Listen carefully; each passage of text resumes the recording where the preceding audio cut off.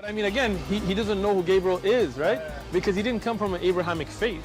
The people of Mecca were pagan. The Quran is mentioned, if this book was from other than God, they would have found in it many contradictions. If a book is without contradictions, that has no bearing on whether it comes from God or not. I've had phone books that are inerrant, but I certainly don't think God gave them. That we believe without understanding. As holes. The Prophet tells us because Satan or the devil sleeps over our nostrils. Those who oversleep and not pray Fajr on time, Satan urinates in their ears. I really do think Jesus was crucified and that he really was dead and buried. He thought that he was a son of God in the sense that he was specially chosen by God. I think Jesus really did think he was going to be the Messiah, the future king of Israel. I mean, that is, after all, why they crucified him.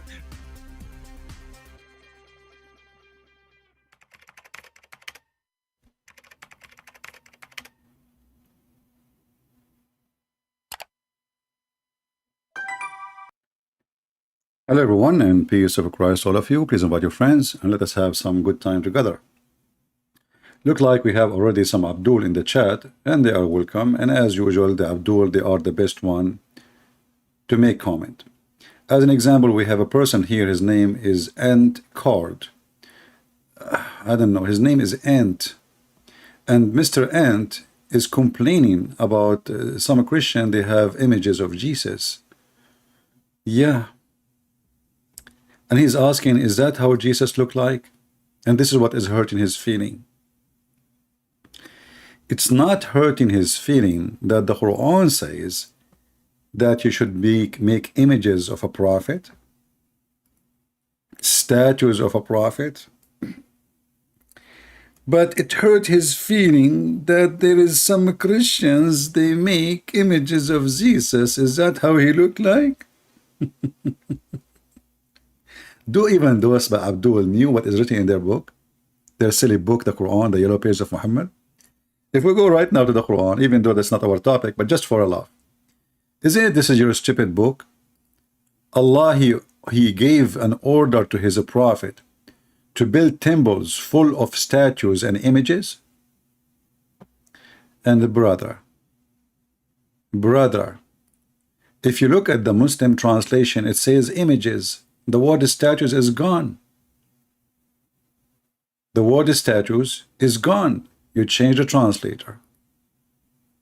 We go to different Abdul, because every Abdul, he have different Quran. And the proof in front of you. Different words, different meaning, different story. This guy is saying images only. Let us go to different Abdul. Keep trying, don't give up. Until the truth show up. One of them, by mistake, he will say truth, and the word statues will appear. Oh, okay, there is no statues here. There's a statues. Abdul? So you are coming to the Christian, and by the way, your name is Ant. Shouldn't you make a statues for the ant who spoke to Solomon? And Solomon, he could understood her speech? I mean, the Muslims, I mean, your stories doesn't make sense. How you have images of Jesus? Oh boy. Let us go to our topic. The Abduls non-stop, they attack always the Bible, right? As we see, always. But you see, the silliness of Islam is beyond imagination. I want a Muslim who agree that the book of Allah, aka the Bible of Allah, is corrupted. If you believe in that, please let us know. Show me your text.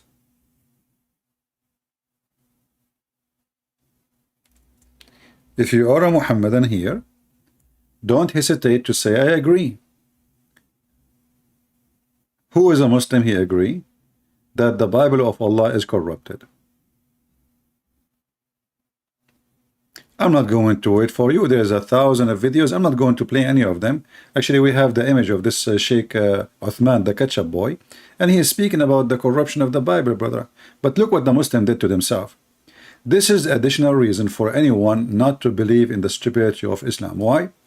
If Allah is the one who sent the Torah, and Allah is the one who sent the Injil, then why Allah did not protect his Torah and his Injil? Somebody saying Kings 24:8 and Chronicle 36:9 contradiction. No, this is a contradiction for you because you are a fool like your prophet. If you go and calculate the numbers, they will speak about the dynasty of the family who rule. It's the same number. But for an ignorant like you, he will think this is a contradiction. However, if this is a contradiction, this is your stupid prophet Muhammad.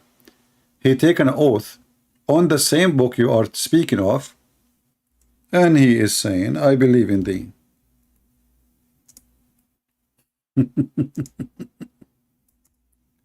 So you Muslims are really weird and very funny. In one hand, we find your prophet swear by it.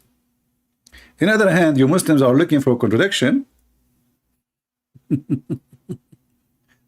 So, are you saying your prophet, he swear by a book full of contradiction? Was he a hypocrite? Wasn't he? Huh? So this is your stupid prophet taking an oath.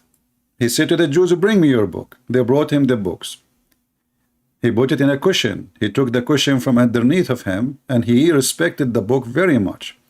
And then he said, he put his hand on it, and he says, I believe in thee and the one who sent thee. But the poor you is looking for a contradiction.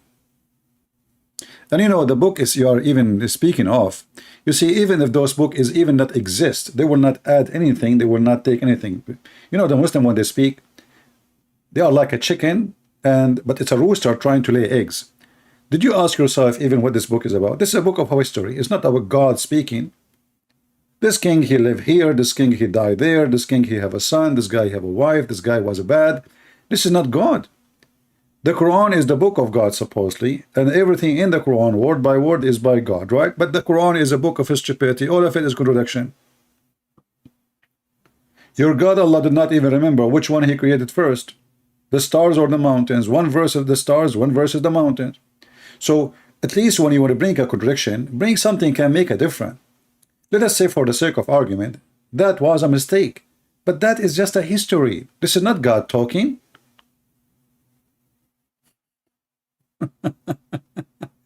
Do you see the stupidity? So here we have your prophet swearing by a book. He cannot even read. This book is written in Torah, in Hebrew. How he say, I believe in thee? Do he knew what is inside? And not only he said, I believe in thee, he said, I believe in thee and the one who sent thee.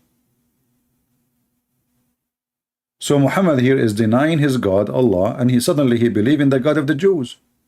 He's a hypocrite.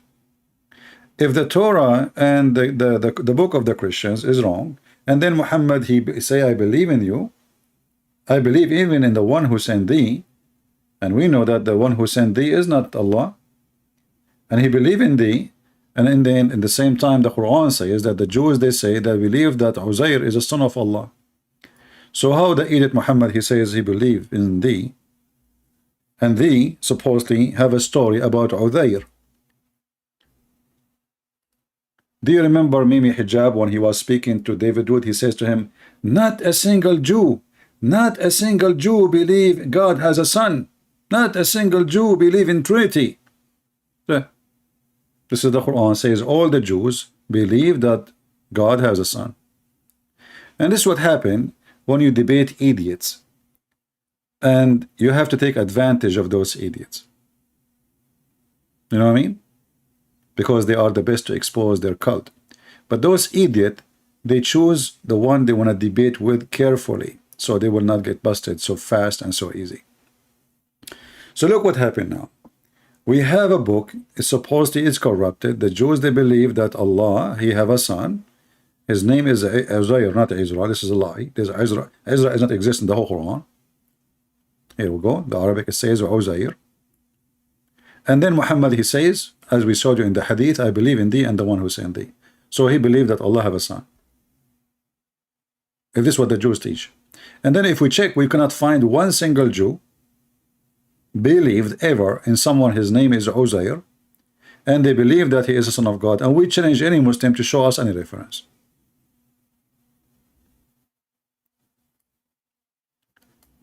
Now going back to the laughable claim of the Muslims that the Bible is changed. Allah, He sent the Bible. Allah don't want to protect His Bible. Isn't it this is additional reason for us as a Christian to laugh at Islam? Who is a Muslim can tell us why Allah He sent the Injil and the Torah and He don't want to protect them? Give me any reason, Muslims.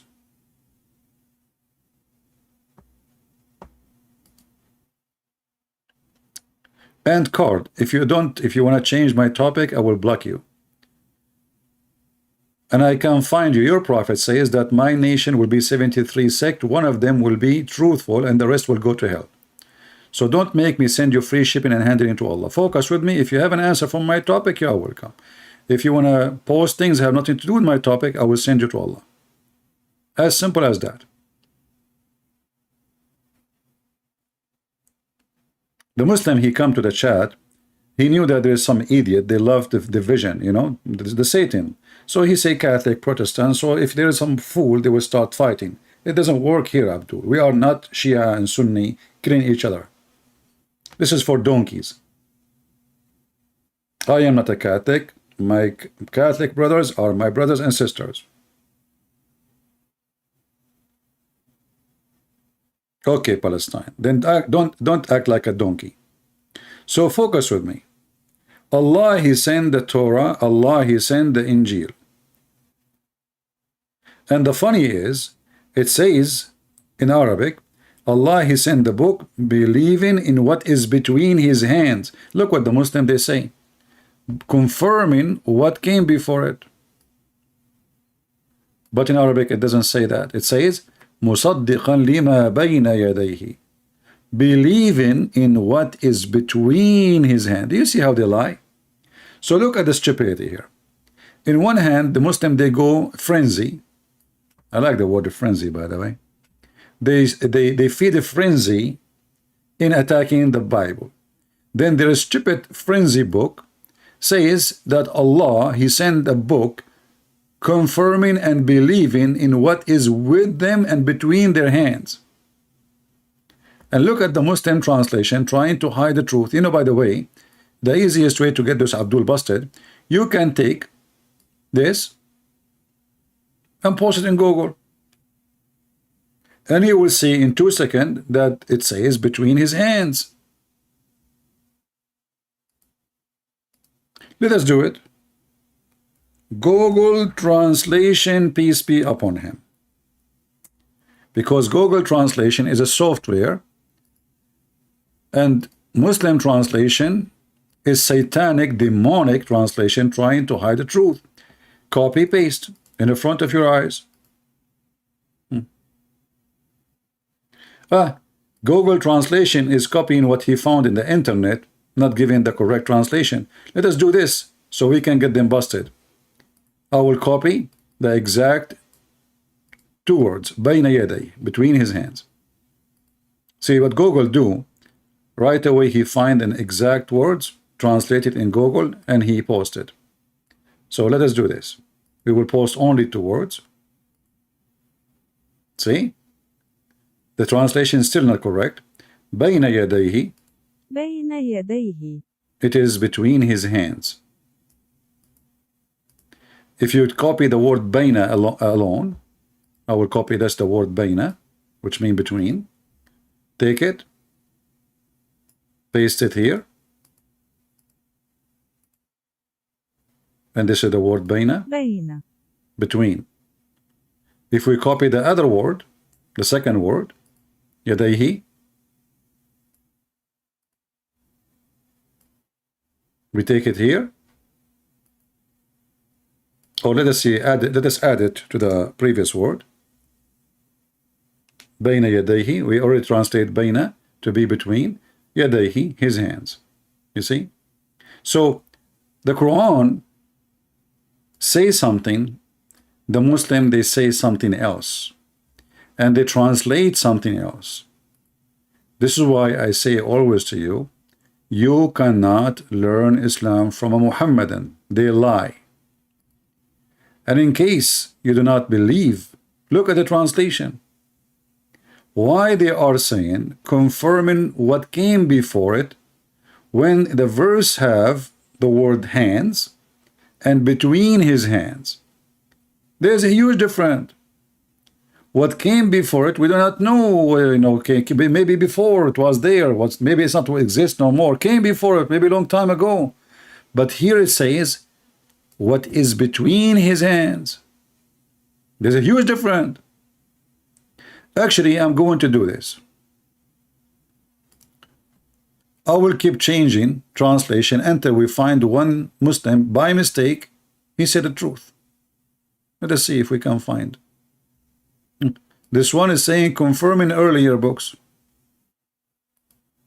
Different one. I will keep changing translation one by one. Came before it. Muhammad Asad. Look what Muhammad Asad says. Confirming whatever there still remain of the earlier revelation. So do you see why they are trying to hide what the Quran is saying?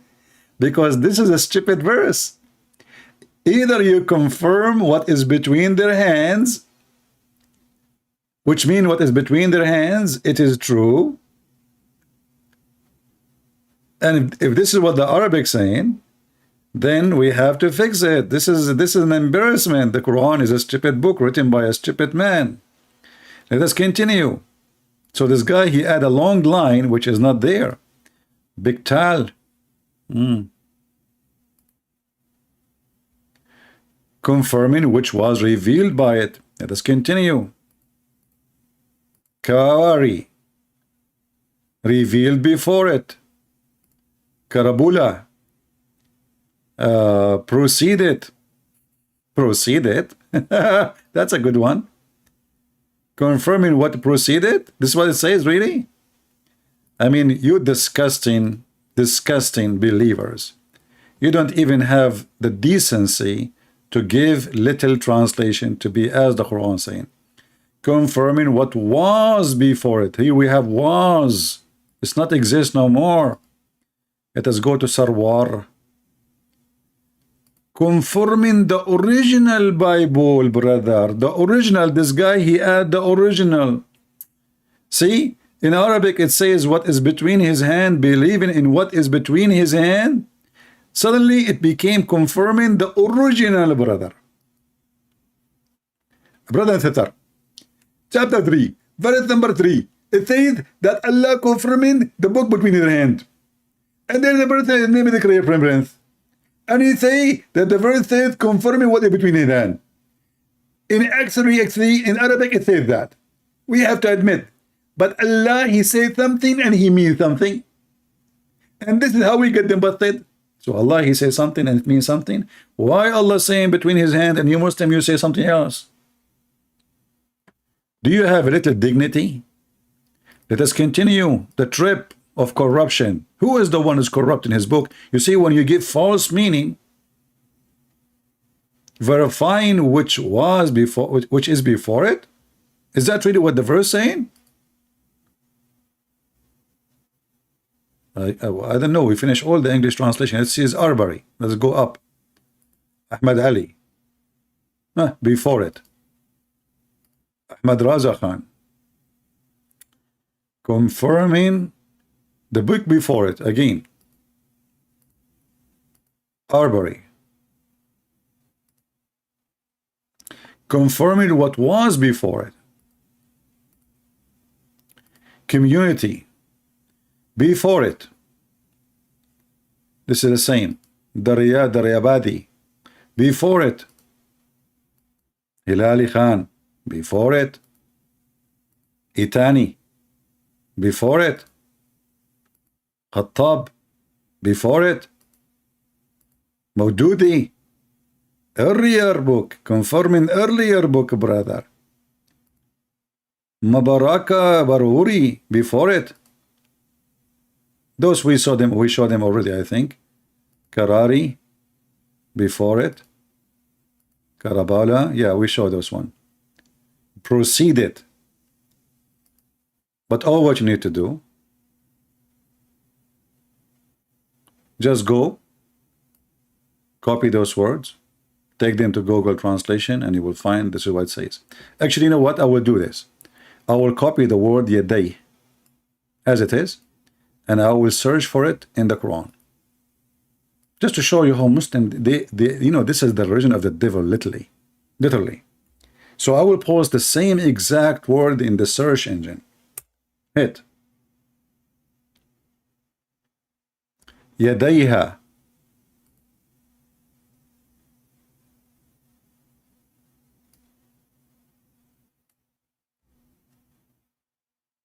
Succession, generation. Even this one is they are lying about. Okay. فَوَيْلٌ لِلَّذِينَ يَكْتُبُونَ الْكِتَابَ بِأَيْدِيهِمْ. What أيديهم mean? Let us see. By their own hands. You see? يَدَيْهِ, أيدي is the same word. Their own hands. And who is the one who write the book by their own hands? The Muslims.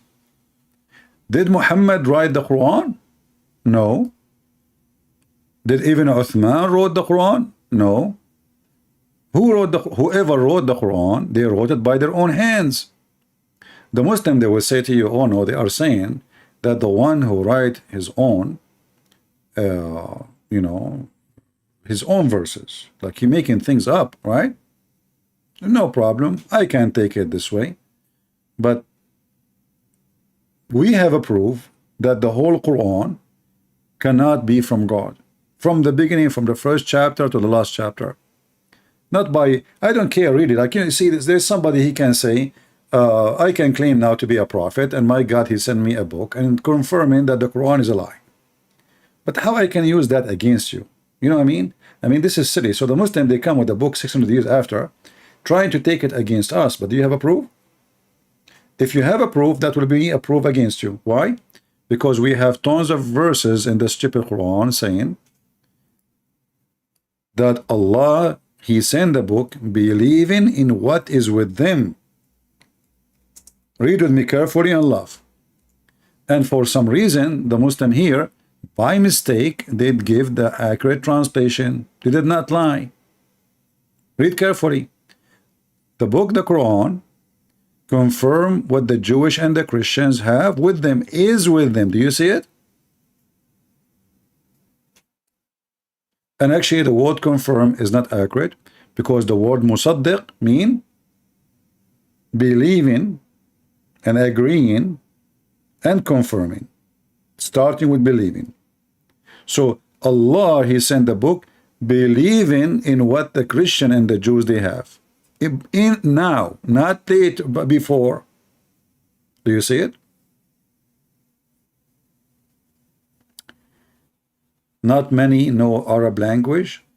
Ah, okay. So how you can worship your God if you do not know the Arab language? And what kind of religion is based in a language?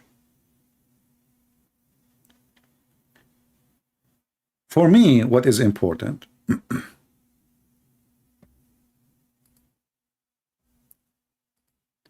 that when the Muslims, they say that the gospel of Allah and the Torah of Allah, if they ever exist, they are corrupted, they are giving us additional reason to believe that Islam is a fraud.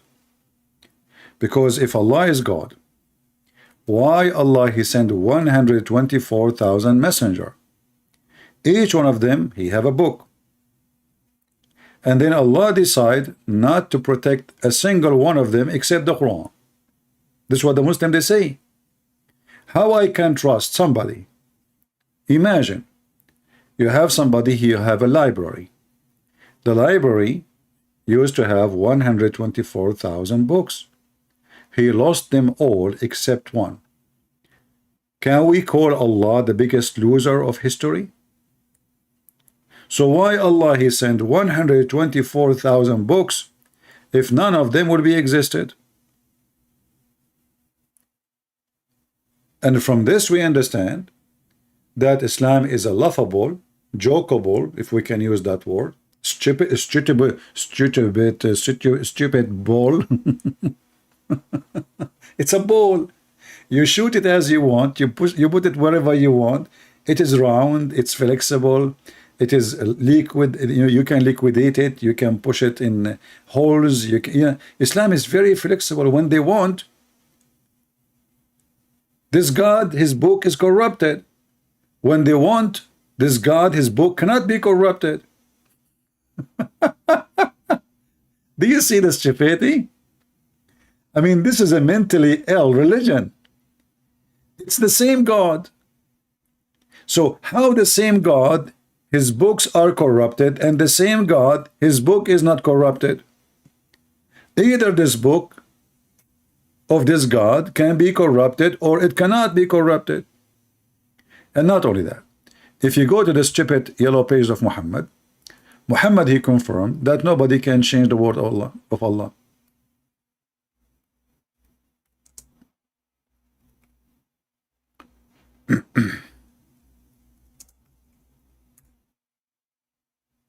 Read carefully.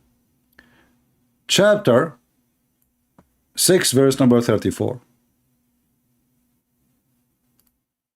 And this verse speaking about messengers before Muhammad. What it says there?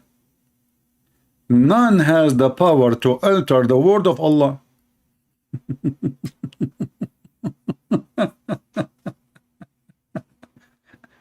Isn't this is a stupid religion? Nobody can alter the word of Allah. And those idiots, they shout everywhere, the book of Allah, the gospel, and the Torah is a change, brother. You see why we laugh at this? This is not a religion. This is a teenage. It's not even a teenage. It's not even a kid. No one can change the word of Allah. And then the Abdul, they ask the Abdul, they will say, oh, he hint here the Quran. Look, hold on. It says here about messengers came before Muhammad. Messenger before you have been given the lie to. And they heard them.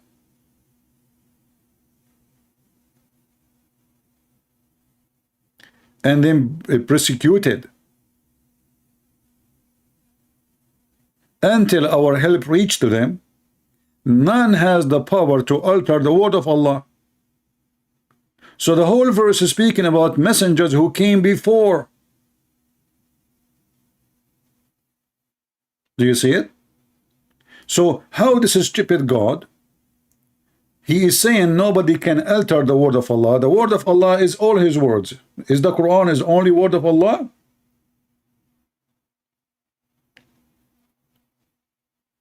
So when Abdul he speak about contradiction, isn't it this is a contradiction and this is stupid?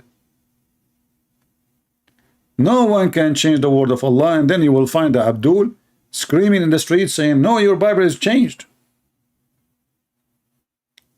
You as a Christian, when you speak to a Muhammadan, you don't argue with him. Don't tell him, no, the Bible is not changed. Just tell him, relax, relax. You know, remember Sheikh Uthman? Relax. Later they get him busted. Relax. Tell him, oh, you are saying the Bible of Allah have been changed. And you right away you will see how the nail is going to be so hard in his bum. He will say, no, no, no, I'm talking about you. You said, no, no, no, no. You are saying, who is the one who sent the Bible? Isn't it Allah? Who is the one who sent the Injil? Isn't it Allah?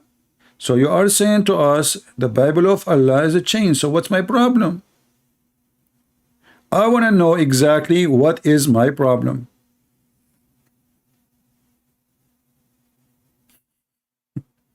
He is your book. This is your book, Muslims.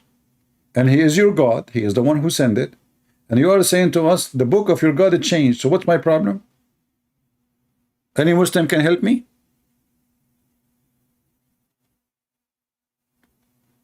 And the Christians, because they do not know how to debate Muslims, they take the defense mood and they start saying, no, it's not corrupted. I mean, I agree with him. It says, yeah, your book, your God is a loser.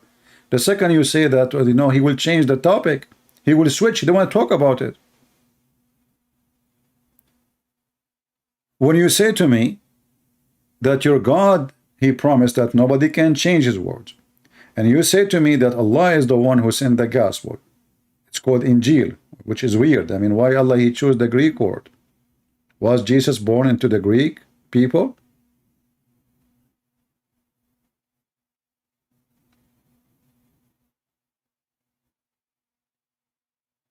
In Indonesian translation, they added a bracket, promises after word of Allah. I don't know what that means exactly. Promises? Okay. But anyway, Allah saying nobody can alter his word. That's it. Whatever. Promise or not promise, it's okay.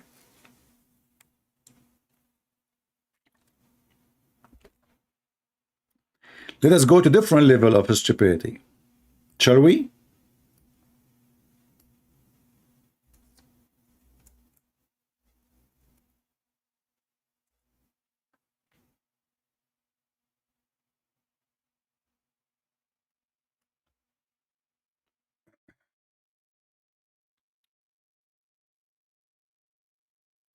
This verse will make any Muhammadan lay down in the floor and his leg is up and he will give birth even if he's a male. Even if he is a male, they will give birth. And by the way, you will have a twin. Look at this stupid God. Allah gave the Jewish the Torah. He gave it to who? He gave it to Moses. Wonderful. Therein was guidance and light. Yes, you know, Moses, when he opened the Torah, there's a lot of light come from there. By its standard, have been the judge the Jews, by the prophet who bowed between two brackets as in Islam. They are Muslims. I mean, this is funny religion. So why you call them Jews? I mean, you just say Jews. You stupid, you just say Jews. So why you call them Muslims? And then Allah, he entrusted the doctors and the rabbis to protect the book. Who is a Muslim agree with this verse?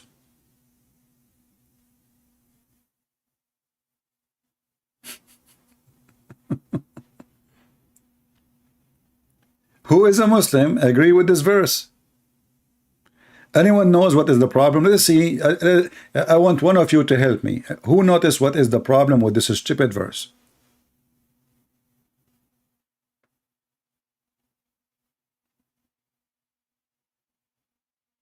Who have a sharp image, a vision, sorry. What is the problem with this verse? Oh, the Muslim, they add a bracket always because the Quran is so clear, supposedly. And the more bracket they add, the more they prove that the Quran is made in perfect Arabic. Anyone notice what the problem? Nobody? Okay. Do you see the word entrusted? Do you see it? Entrusted. What entrusted means? Somebody help me. What the word entrusted mean? When somebody says, I trusted you, what does that mean exactly?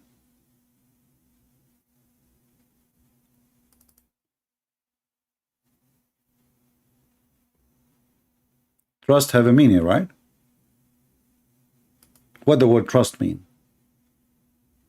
Think about it and then you will know what I'm talking about. Trust, it means I have faith. Thank you very much. I have faith on you to be good, correct? To be good, not to be bad. So look what happened. Allah, he trusted the Jews. In what? In the protection of Allah book.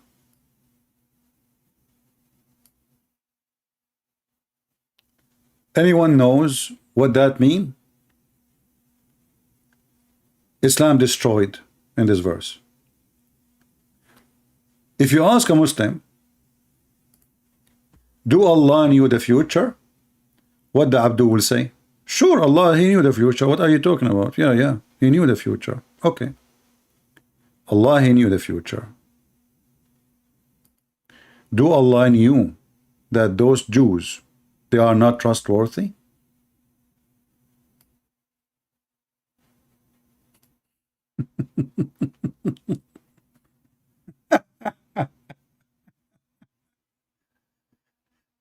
So Allah, he have faith on the rabbi and the scholars to protect his book. But the rabbi and the scholar, they gave Allah a finger.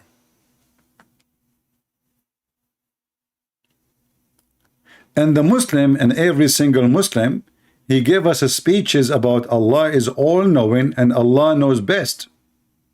Do you see how Allah knows best?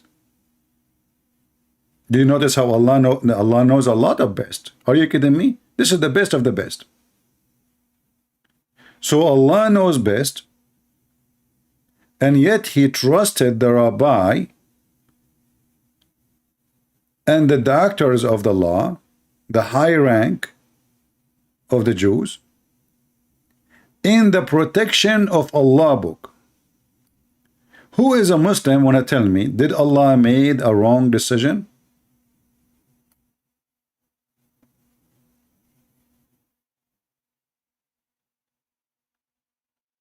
Did Allah made a wrong choice? Was Allah wrong in his choice? So when a Muhammadan, I hope you guys are taking notes. You see, if you want to learn really how you can debunk this stupid cult so easy, I advise you, like today we have a topic, right? We have a title, the Bible, and the corruption and the change. You open a little document, and whatever I show on the screen, make a note, save the file, and name it. Once you need reference,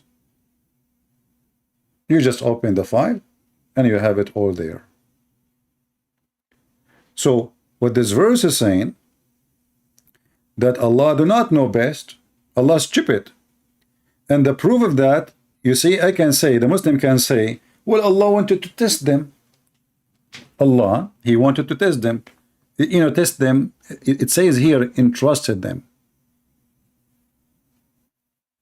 He entrusted them. And trust coming from faith on them. So your God, Allah, have a wrong faith. And obviously, this is an act of somebody he do not know tomorrow. He do not know the future. And Allah entrusted them in a specific job, which is the protection of Allah book. Does it say Allah book? It says that, right? It says Allah book. So, how the book belong to Allah and the protection of the book is given to someone he will die tomorrow, or a year after, or 10 years after, or 50 years after. Do you understand what I'm saying? Let us say one of you, he says to me, Christian Prince, I trust you to protect this book. But that can be valid if I'm going to stay alive forever. But all of us, we knew that a human being are limited in life, and their life is very short compared to what this age of the universe is. So when he entrusted those rabbis, and they are specific people,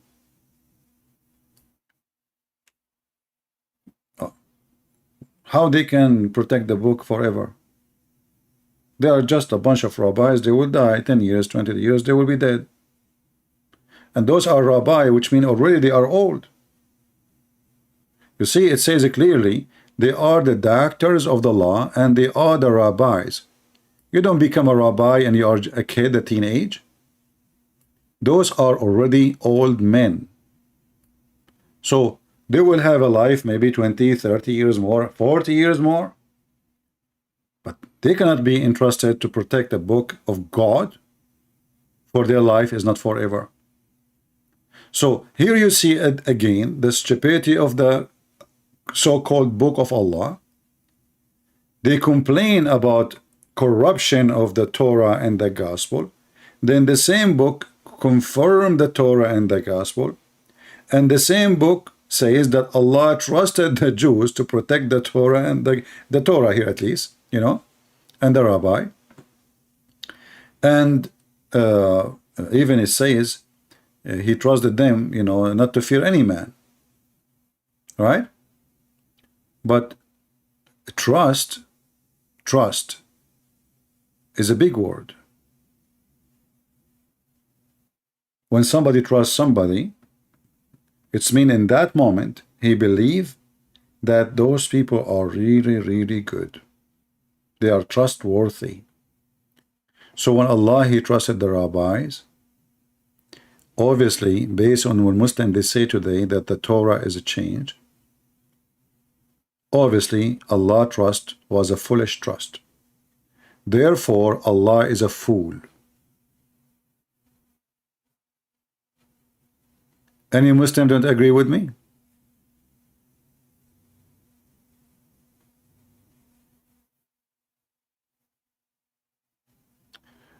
Yeah, Keem, 2 Peter 2:21. You know, just focus with me now. We don't want to go to the Bible.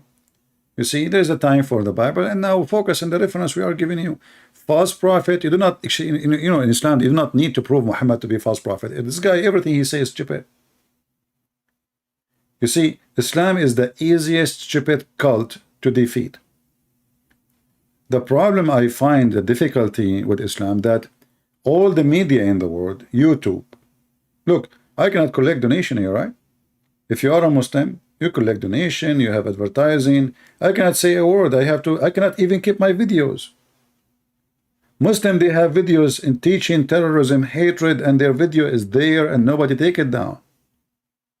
So our problem is not how hard to expose the garbage of Muhammad. Our problem is that there is a major force, satanic force in this earth, sponsoring this cult, and they don't want the voice of the truth to be heard. This is the truth. If I have a channel speaking, supporting Islam, none of my video will be taken down, and all of you know that.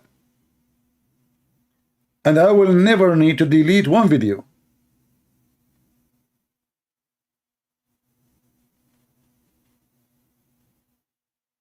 Isn't it this is telling us all the story? Look, do you see in my videos I'm teaching hatred? Am I teaching violence? So why they take my videos down? Why YouTube side with them? Why Facebook side with them? Why Twitter side with them? The devil is additional proof that Islam is satanic. All those who support Islam, they are the devil.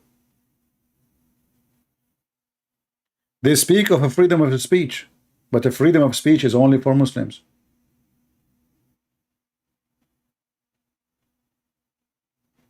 Or for atheists.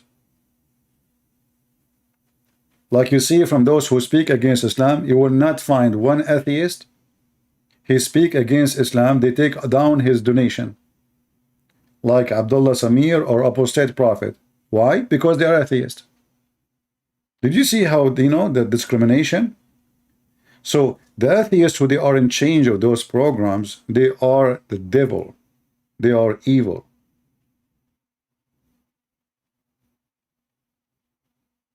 If I am an atheist, my channel will be fine.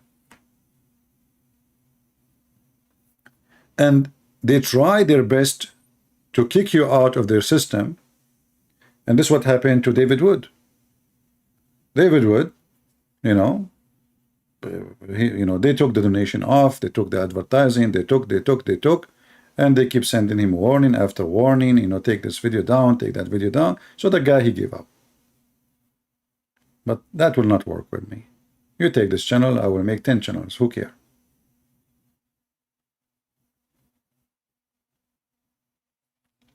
Now, about subscribers, I believe that YouTube support Muslims, and Muslims, they support Muslims.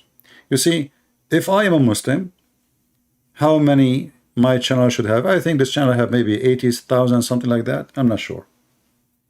It doesn't show, you know. I need to check. Because I stopped this using channel for a while. And I think the other channel, Christian Prince, I think already we passed maybe maybe 100,000. I'm not sure. We need to check it out. If somebody can go right now, look, you can tell me what is the number right now. And that one we stopped, you know, using it, and we came here, so we can switch between them. But the truth is that Islam is very easy to debunk and to prove to be stupid, and we are victorious. Even you see how many people they try to promote Islam just to make money. A reaction, like there's a guy, we made a video about him from Albania, Serbia, or I don't know where he is from. A reaction of a Christian for Allah, he is the true God. Yet the guy, he keep calling himself a Christian just to get click. Because he knew that the Muslim, they will flood his video. They will share it. So there's a lot of people too, who they are obviously evil, satanic. They are willing to sell themselves to make money. And ask yourself, why not? I mean, there's women, they are taking off their clothes for a dollar. And there's men, they are no better, they are doing the same. They take their clothes and they are naked for a dollar. They strip themselves from any value just to make a dollar. 90,000? Okay. Yeah, because we stopped. It was something, 90 something. We stopped going there. So the number did not grow and we don't have videos there. Maybe soon I will switch back there and we go. So both of them, they have a close numbers, I think. Do we have any Muslim here he think he can refute us?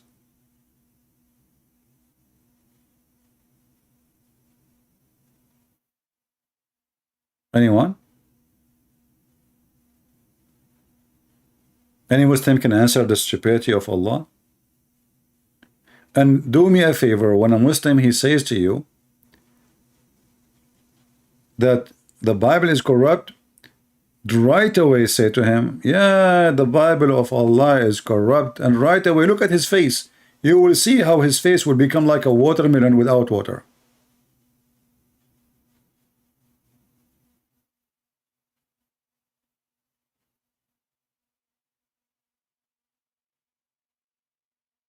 Just agree with him. He will put him immediately in trouble. He will try to explain. Tell him, you don't need to explain. I agree. Allah, he could not protect his book. Allah was a foolish God. He trusted even the Jews. I can show you the verses. Chapter 5, verse number 44. You see, I trust a bank and I put all my money in the bank, and then I found that this bank is a fraud. Who is the fool? The bank or the one who trusted the bank?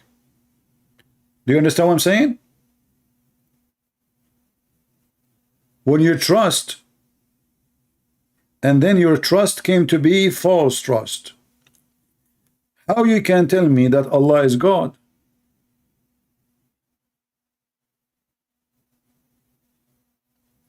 Well, watermelon actually doesn't describe a Muslim too much, except that a watermelon have holes. You see, do you know that the Muslim, they have fatwas that you can have sex with watermelon? I'm serious. I mean, this is a religion, is not only satanic, it's sexual, weird. I mean, why in the world anyone, how in the world that there is a man, he is going to have sex with watermelon?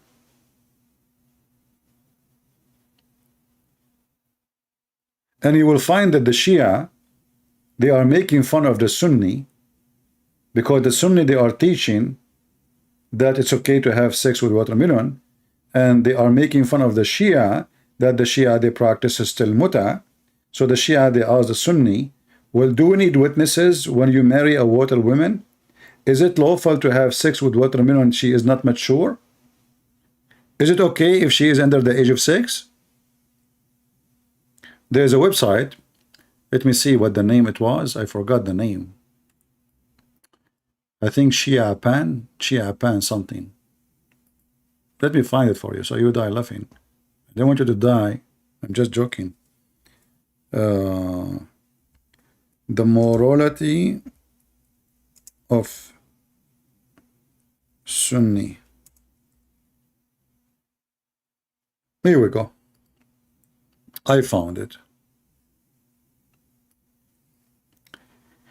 Shia Pen, Revealing the Truth, Chapter 8, Example of Sunni Morality. Sunni is the Muslim Sunni sect. The Shia and Sunni, they are the enemies. And if you read, you will go crazy. You will die laughing. This is the dialogue between Muslim Sunni and Muslim Shia, fighting against each other, exposing each other, and trying to win let us say, you know, Shia trying to make Sunni become Shia, and Shia trying to make, etc., like, you know, against each other. So look what this here says. Third example of Sunni morality: Sunni ulama means scholars, has ruled or have ruled on the principality of having sex with watermelon. And here is the reference. Ibn al-Qayyim, he said, if a man make a hole in a watermelon or a piece of daw, even daw, like how Allah, can you trust? You see, we are using the word trust now. Can you trust a Muslim to buy from him a watermelon? Can you? Most likely is going to be used and sexually abused. So read with me. Educate yourself sexually.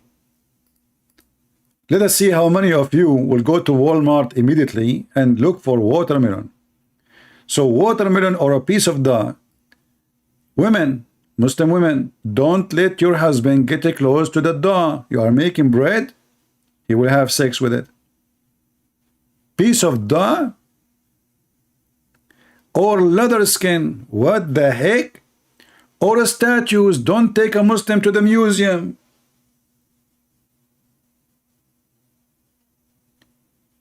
You take a Muhammadan to the museum, he will have sex with the statues and sex with it.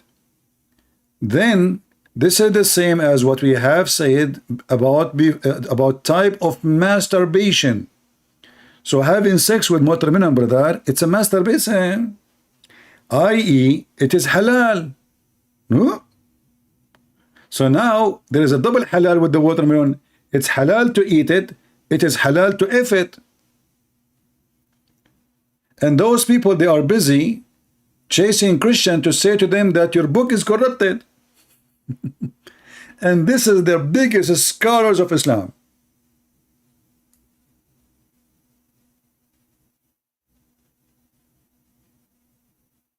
Here the Shia, they are asking the Muslim Sunni some questions, serious questions. So look what they said.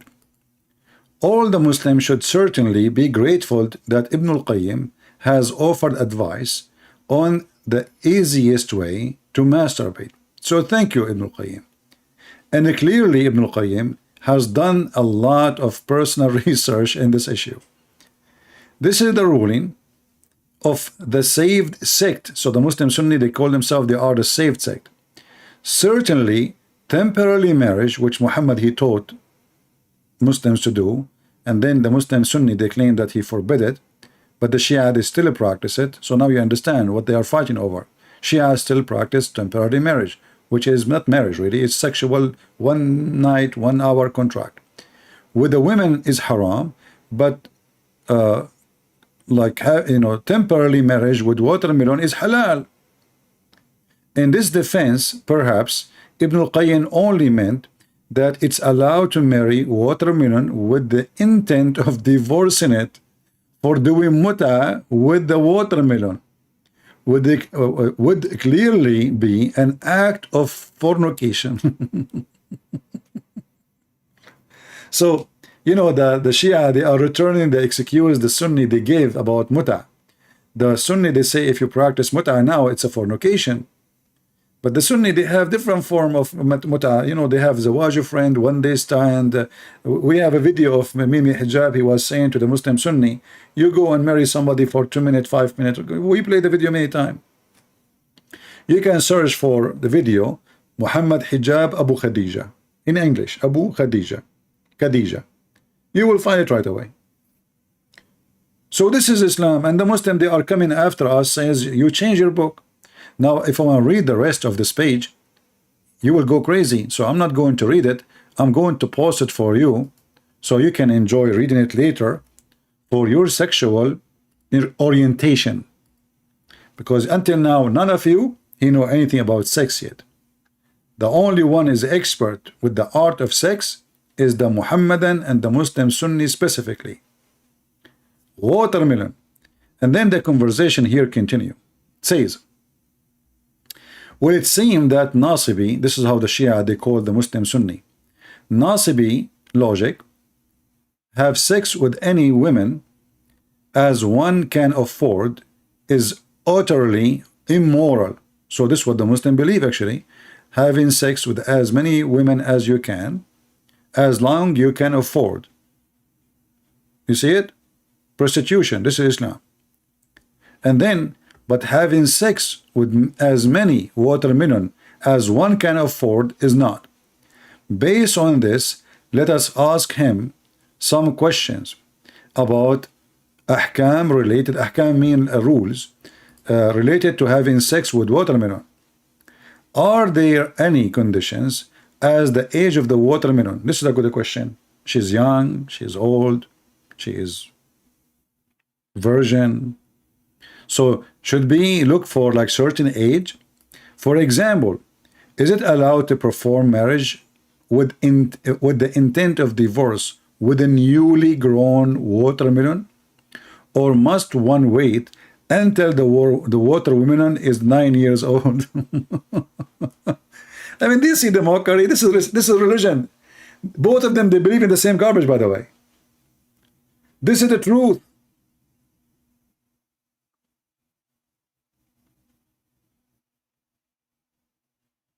Muhammad, he married Aisha at the age of 6. He was molesting her until the age of 9. At the age of 9, he did boom boom. So this guy is asking the Sunni, so shall we wait for the watermelon to become in the age of intercourse?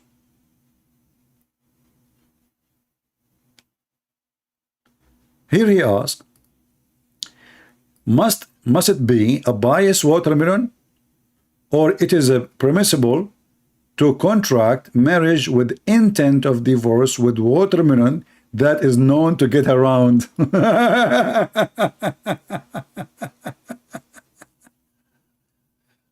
Sound like you are lying about watermelon?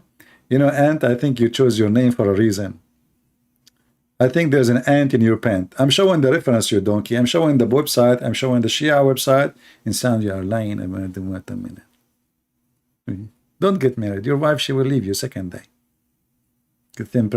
Sound you are lying about watermelon, okay? But so, I'm reading the screen. This is your website. I mean, do you see the stupidity of these people?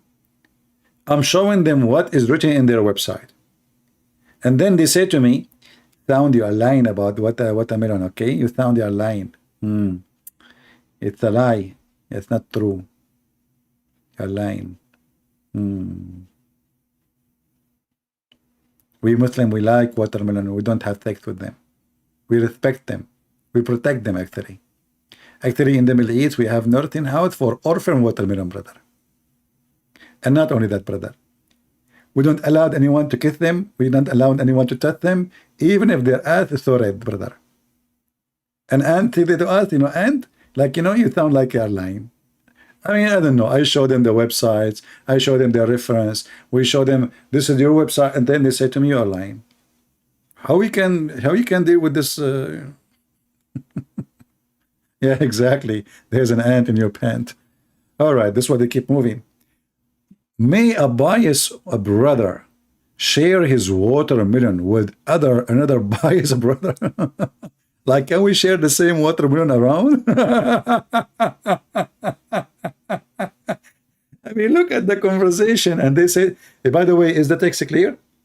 You see, I returned to the old method of broadcast because I think this is way better than, you know, that one is confusing. It's hard to deal with. I mean, this is easier, you know. And I will find a way for taking calls later. We will see. If I have to use Skype, I will use Skype. But I will not use Skype again, the one I used to use, the Debate TV. Forget about that one, because I've had like 20,000, I don't know, 30,000 users, I don't know, maybe 100,000 people texting me there, adding me, and it's really hard to deal with that one. So I will start afresh, and maybe after a few years too, we will delete it too.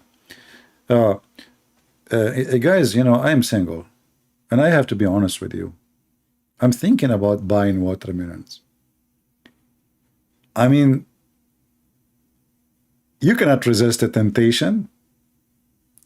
having sex with the statues? Dough? With what? Piece of dough? You cannot trust Abdul even with the bread? Bread?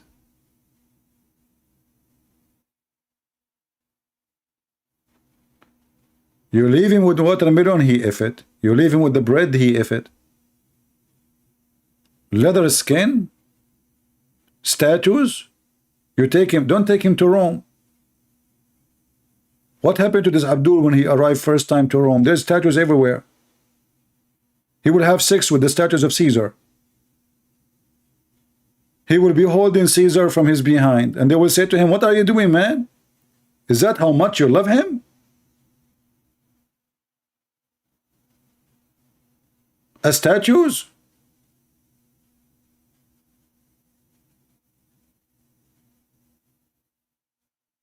You take a Muslim to the museum, he will paint every statue with his sperm. And then, you know, the conversation continue here. It's getting more educated. The education is getting more like more deep. So let us remember the word of Dr. Salama quoted in the beginning of his book. So this guy is writing against the Shia. Muta, on the other hand, is an open license for sexual pleasure with as many women as one can financially afford. The women who engaged in muta are hired women. Thus, it can be performed with all women irrespective of their age, character, conduct, or religion. It requires no witnesses, nor it is there any obligation on man part to provide food and shelter for the women. And here we ask yourself, as long this is how bad the muta is, so how the Quran allow it? Do you see the hypocrisy?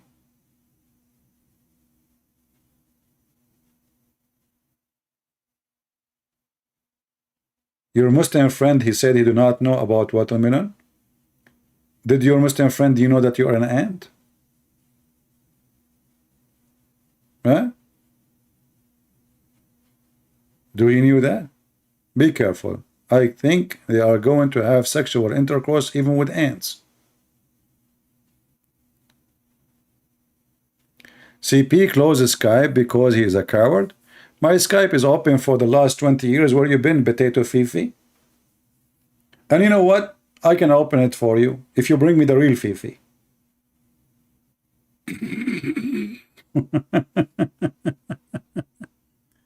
Just get lost, son of Muta.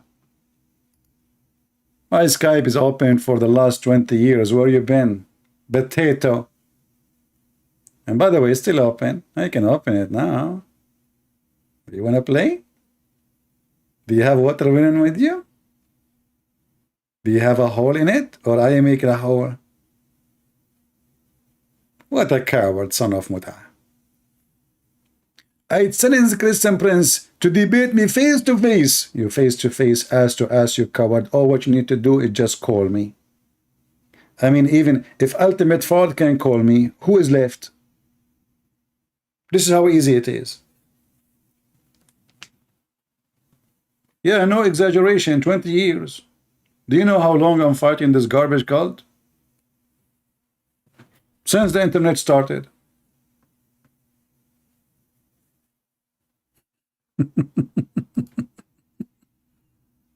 No exaggeration.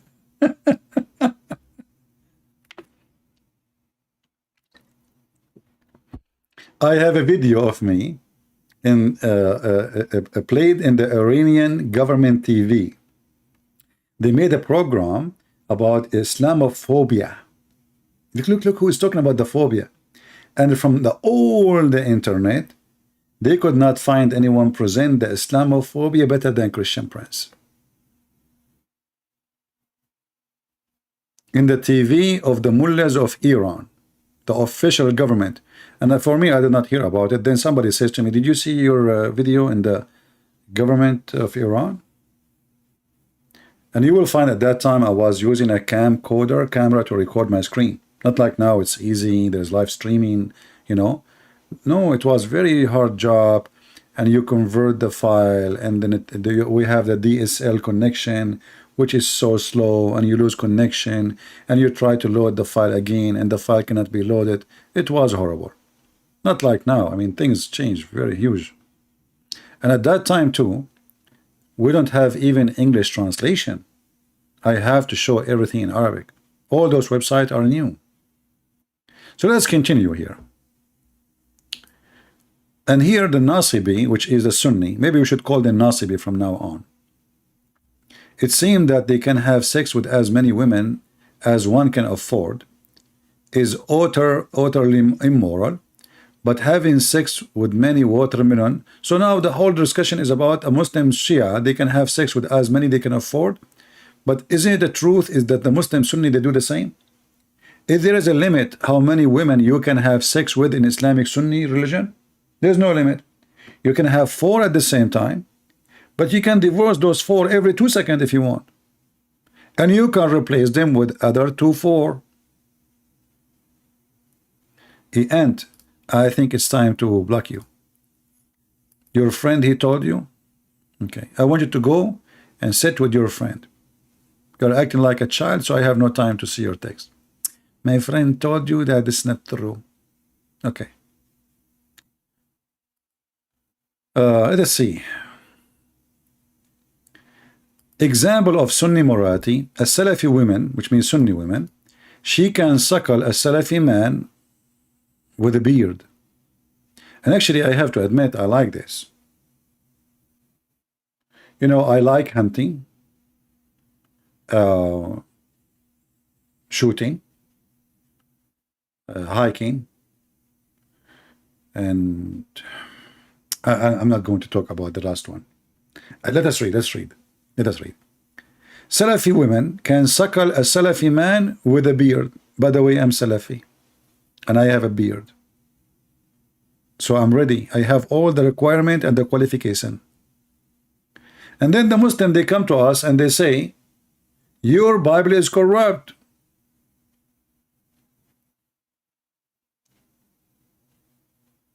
I mean, do you see the stupidity, all the garbage we see in front of us?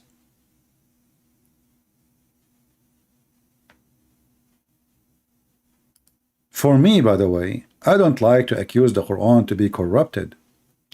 The reason is, if we keep saying that, the Muslims by time, they will agree.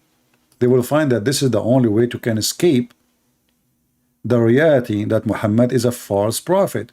Because then they will say, see, okay, the Quran have mistakes and stupid things in it because the Quran is corrupted. But the original Quran was true Quran. We don't want to go there. We don't want to go there. I want to keep the Quran to be protected. So this is the Quran which is protected. And those are the verses of Allah. And the verses of Allah is so clear saying that Allah is a fool. He entrusted the Jews to protect the book. How God can be God, yet his trust was a foolish trust. How the Muslim, they say Allah, he knew the future, but he could not recognize that he is giving the wrong trust to the wrong people.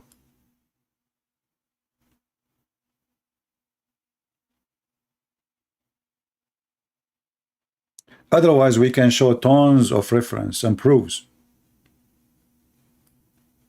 that the Quran changed.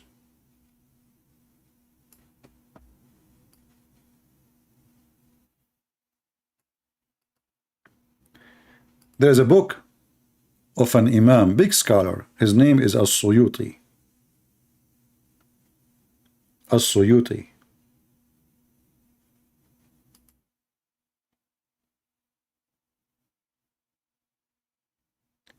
He have endless number of quotation. He put them in his book to make it easier for people to see. Of reference about the Quran being lost and corrupt.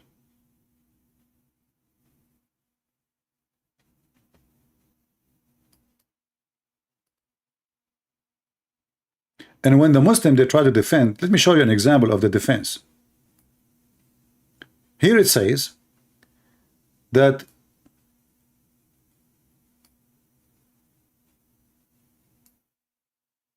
Ibn Abi Ka'b, a man his name, and Abi Ibn Ka'b, he says, how many, the chapter of Al-Ahzab. This is the same chapter I speak about, you can do work as a pimp, if you remember. He said, what we read now is about 70 something verses. And then he continues saying, and I did read it with the Prophet of Allah, equal size to the chapter of the cow, even longer. And in it was the verses of stoning to death, ar-rajm.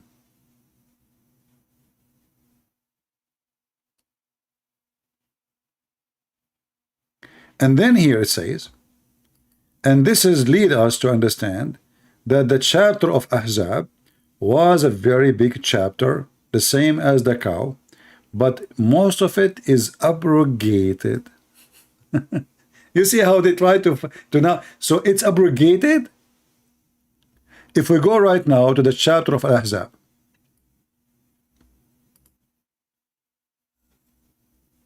this is a chapter 33.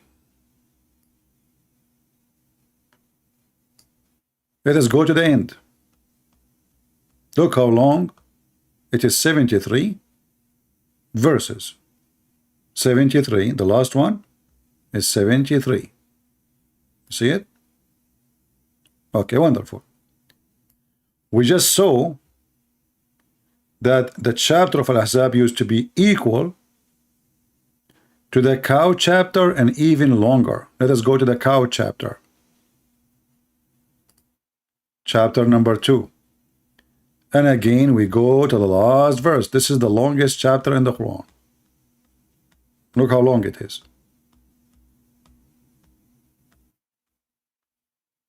Very big. So look what happened now. How many verses this chapter is? Is 286.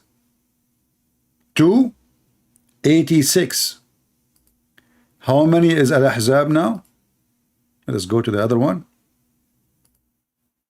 73. So did you notice how many are lost? And then the Muslim, every one of them, he tried to fix it. Some they say, oh, most of it is abrogated, like even if it's abrogated, where it is.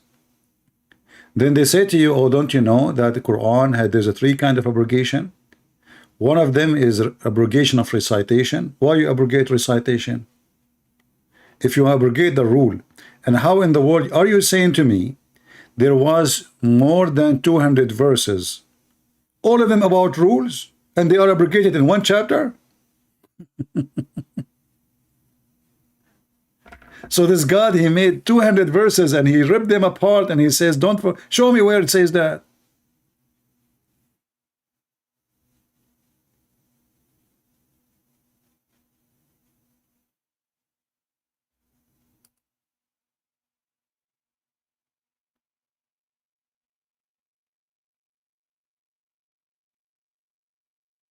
If we calculate 286 minus 73, there's 213 verses missing in one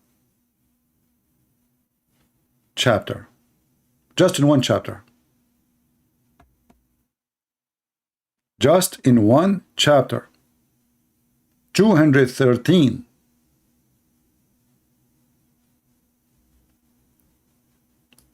And how the Muslim, they try to fix it? They say Allah knows best.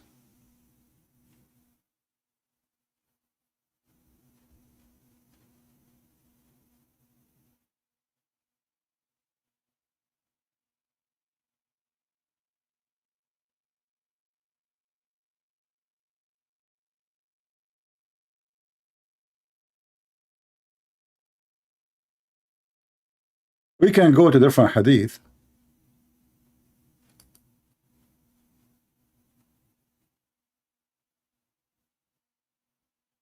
Actually, there's a verse in the Quran. You see, the Muslim, they say is the Quran preserved and blah blah. You know, we laugh, you know, but and for me, as I said, I'm not interested to prove it not to be preserved. But I'm sharing education with you, so in case you need it, you use it.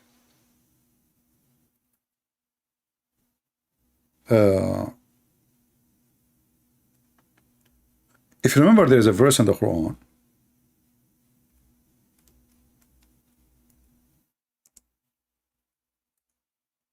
If you go to the video of this potato Uthman, he says the Quran preserved word by word, right? Just to show you a very clear proof.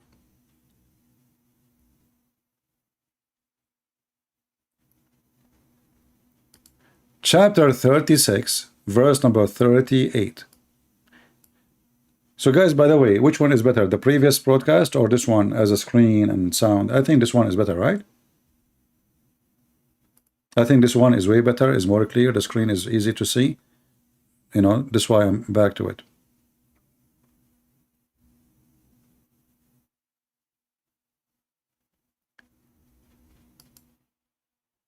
So, do you see what the verse is saying? The verse saying, the sun run to its course. Say his course. I mean, have you ever heard of such? The sun runs his course. What kind of translation? What the heck is that? Let us go different translator. The sun became his now? His course?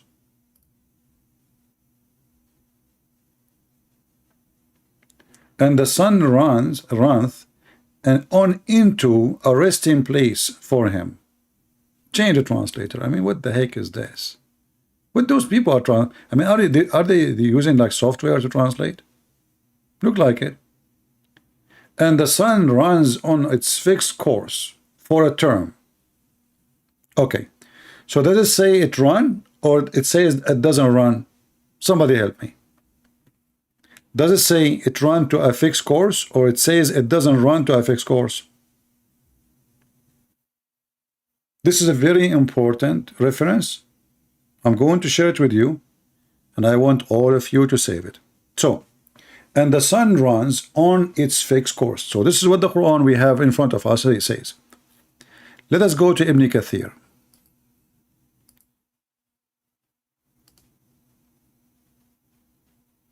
Ibn Kathir.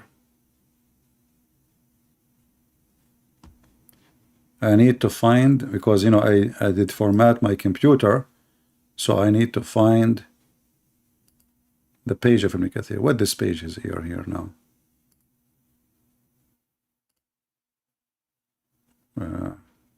What happened? Okay, Ibn Kathir.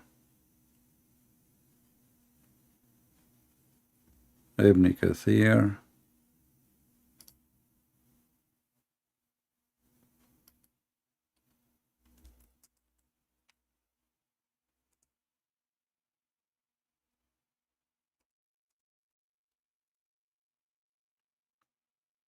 All right. We found the website that is added to the bar. So we don't need to look for it next time. All right.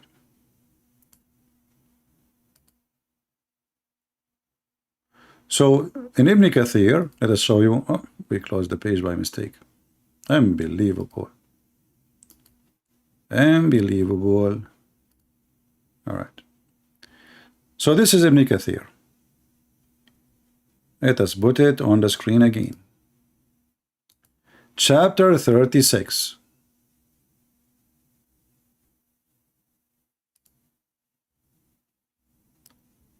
We go to 38. I want you to take reference. I will post the link for you. Ibn Kathir is saying exactly what we were saying in that Quran. In the Quran they have now, the popular Quran, let us say, because there's many Quran. And the sun runs into a fixed course. So it says the same, nothing changed. All right. Let us go down a little bit. And look what it says.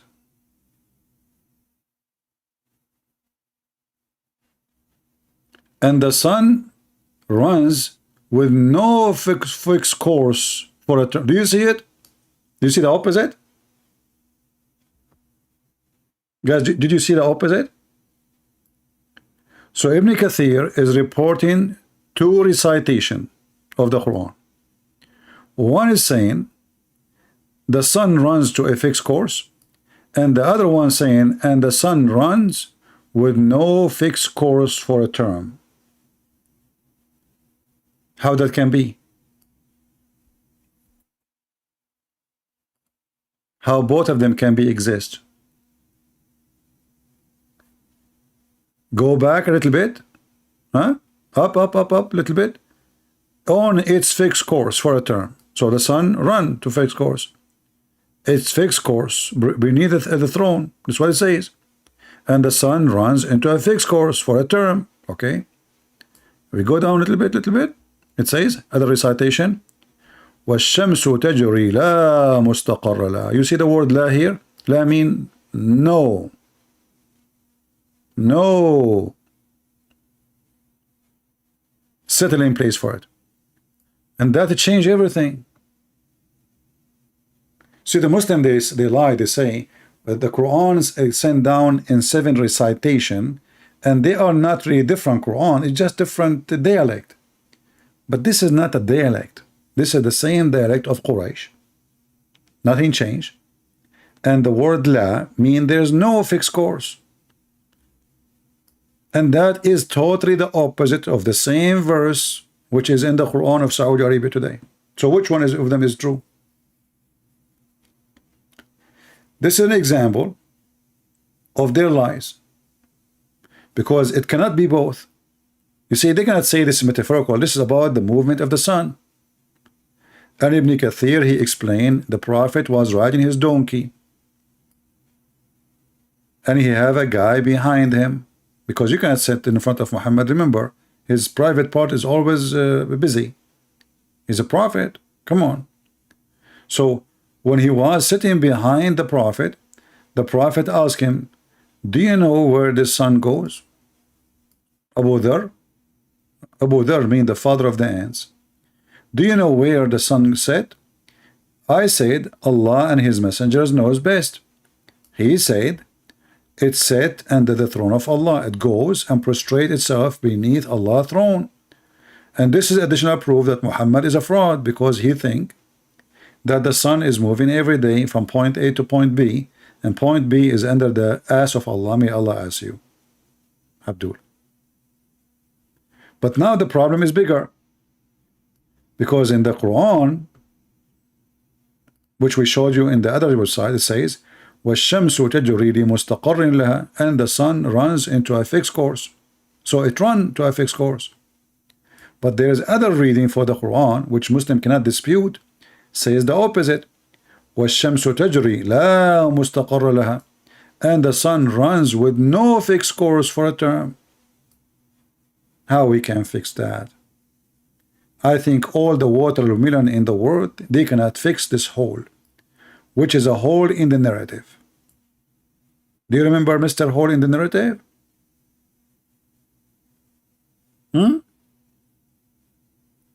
How big this hole is? Do the sun runs to a fixed course, or the sun does not run for a fixed course? How both recitation can be true? And why they lie to us, they say it's just different dialect.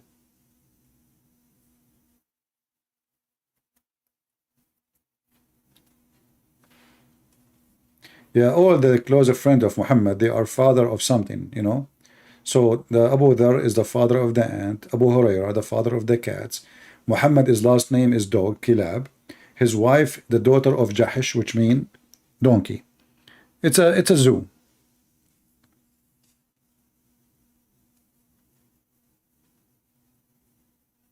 Do we have any Muslim here have an objection?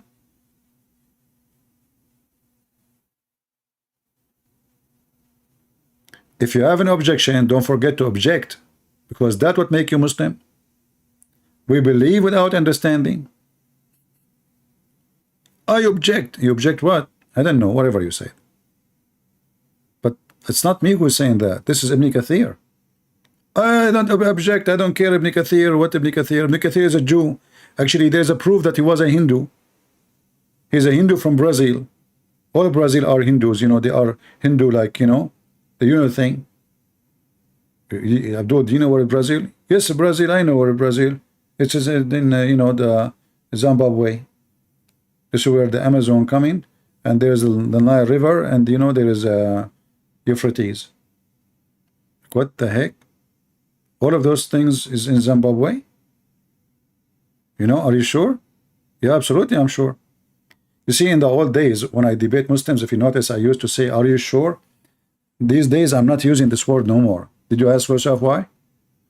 Because I noticed the second I say to Abdul, are you sure? He knew that he is going to have a big poo-poo. So they hang up, you know. So I stopped using that word because now he knew that it's time to be spanked. So I stopped using it, like, are you sure? You know. And then Abdul, he says, yeah, absolutely, I'm sure. Why you are keep repeating, huh? But now they learn that when I say that word, it's mean an earthquake. It's better to flee. So they hang up and they leave. So I stop using the are you sure? So Muslims, are you sure that the sun does not run to a fixed course, or it to a fixed course? Anyone? And you know, if you are laughing about my geography, I'm just learning from Prophet Muhammad. You see, Prophet Muhammad, he went to heaven, and he found in the heaven of Allah, up in the sky, brother, in the sky.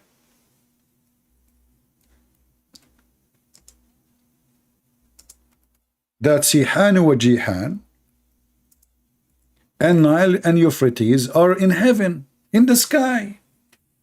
You don't believe it? Read it.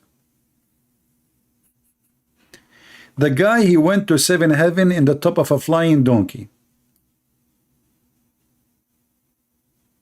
And what he discovered?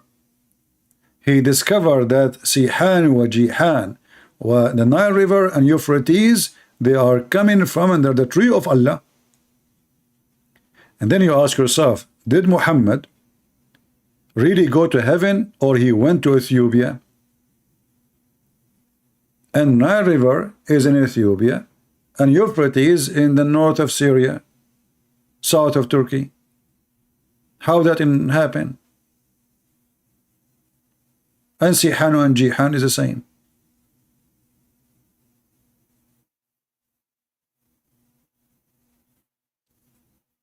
Any Abdul can tell us what happened? Did Muhammad he go to really to the heaven or Ethiopia? And then, by the way, this is explain why Muhammad. You see, remember the story? There's a chapter in the Quran. It's called the chapter of the genie. The chapter of the genie. The funny, the Muslims, they say nobody can make Quran like Allah. And then you find the chapter of the genie. All the conversation is the genie talking. But anyway, if you remember, once upon a time, the Prophet was traveling.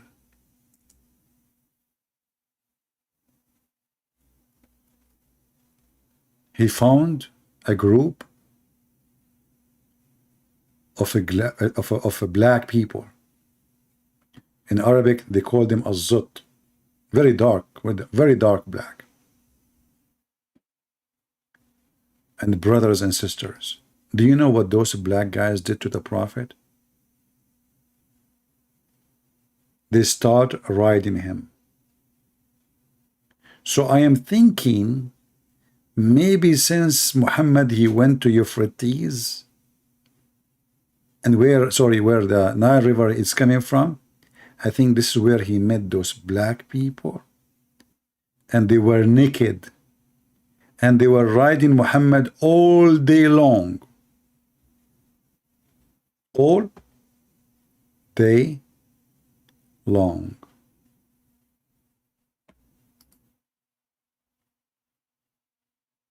And let me give you the reference. So you can use Google Translation, peace be upon him. Just open it in browser of Google, and you can click at Google Translation, and you will find the reference. A bunch of black guys, they were riding Prophet Muhammad all day long, to the point at the end of the day he cannot move. And you know, it says rakibu. You know rakibu? Oh boy, I have to use my art now. You guys, why you are doing that to me? I mean, you are forcing me to use my skills against my will. I mean, come on. That's not even fair. See, I mean, why they do that to me? Why? Is that because I'm like an Arab and I'm very like kind and nice, you know? So rakibu, let us draw it for you. Draw it. I know, all of you. You cannot wait to see my drawing. I'm born gifted, by the way. Since I was a kid, I was like 1 day old. You know, my mom, she told me, like, I took the, my dad, he have a B7, and I took it and I shoot and I start drawing in the sky with the B7, you know. So like I'm artist since born, you know. Since I was born, I was, alhamdulillah, I was born artistic. And this is a true story. If you don't, in case you don't believe me, and who cares if you believe me or not anyway. So this is a Prophet Muhammad.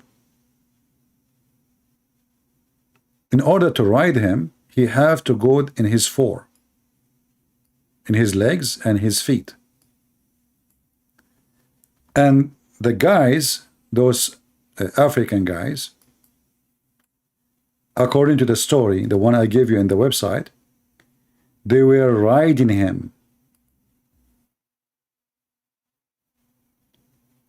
I don't know how many of them they were riding him in the same time. This is one of them, his legs is down. This is the second one. The Prophet is strong, by the way. I mean, come on. The guy, he can have 6, like he have the power of 40 men, so he can imagine how many he can handle. So the hadith says in the reference we gave you, they were riding the Prophet, a group of azut, which is very black people, all day long. The first time I did read this, I asked myself, how in the world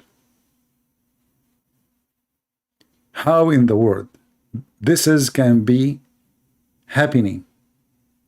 And how in the world that the Muslim, they say, they filter anything is insulting to the Prophet. Remember, when the Muslim wrote the books about Muhammad, they said, like Ibn Ishaq, he said that anything is not suitable to be written, I took it off. So this is after the filtration. A group of black men, they rode Muhammad all day long, and they were naked. They were what? They were wearing no clothing.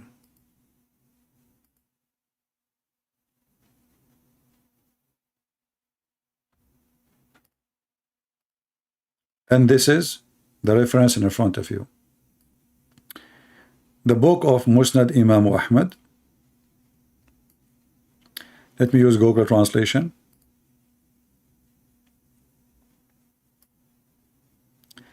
Volume number 1, page number 399. And here you see the story from the authority of Abdullah ibn Mas'ud. This guy, he claimed that he was with the Prophet of Islam when this has happened. So there's a group of black people. Let's see if the translation will come right. You see, they were wearing no clothes on them.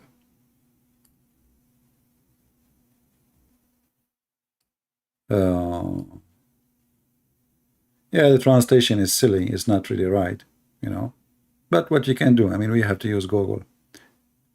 Maybe the best is to copy the text like line by line and translate, because sometimes when you put the whole page together, the translation come weird. But let's see where it says they were riding him all day long. Look what it says here. This person, he was terrified, the companion of Muhammad, and he wrote the Quran, by the way. This guy is a Quran writer, or he is a reciter for the Quran. They were riding Muhammad all the way since the morning until night. And then the Prophet, he messenger, he came back. Look what happened. The messenger came back, and he was in pain because they rode him all night and all day, or all day. where it says that they rode him. I'm trying just to read this stupid translation. It is, he came with heavy pain. Here we go. So the messenger of Allah, he came with heavy pain. Almost he cannot even move, because they rode him all day.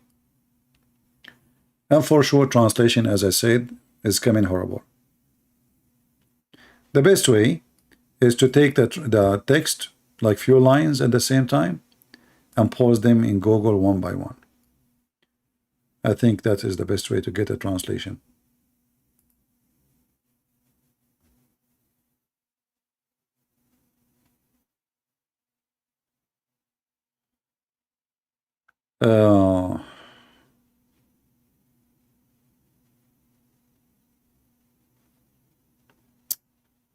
So anyway, when the Muslims, they say,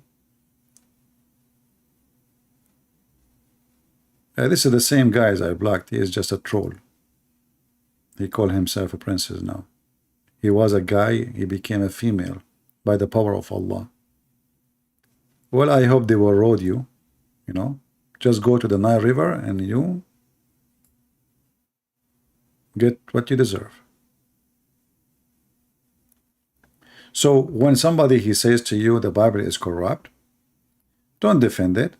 Say to him the Bible of Allah is corrupt. Let everybody laugh. The second you say that to a Muslim, the Muslim, he will change his mind, he will change the topic, he don't want to talk about it no more. When a Muhammadan, he says that the Christians and the Jews, they changed the word of Allah. The Quran in chapter 6 verse number 34, chapter 10 verse number 64 says it clearly, nobody can alter the word of Allah. And this message was about messengers who came before Muhammad. So how the Quran says nobody can change the word of Allah, and the Muslim, they say no, you can. And if they say to you this is about the Quran, well, the verse is so clear speaking about messengers before Muhammad. And he did not say the Quran, he says nobody can change the words of Allah. Is the Quran only is the word of Allah, or the gospel and the Torah as Muslim they claim? Then we go to the verses about Allah, he entrusted the Jews.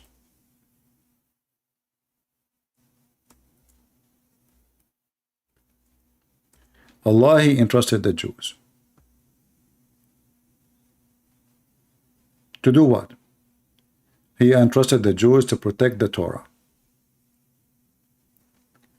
Was Allah aware that his trust is stupid?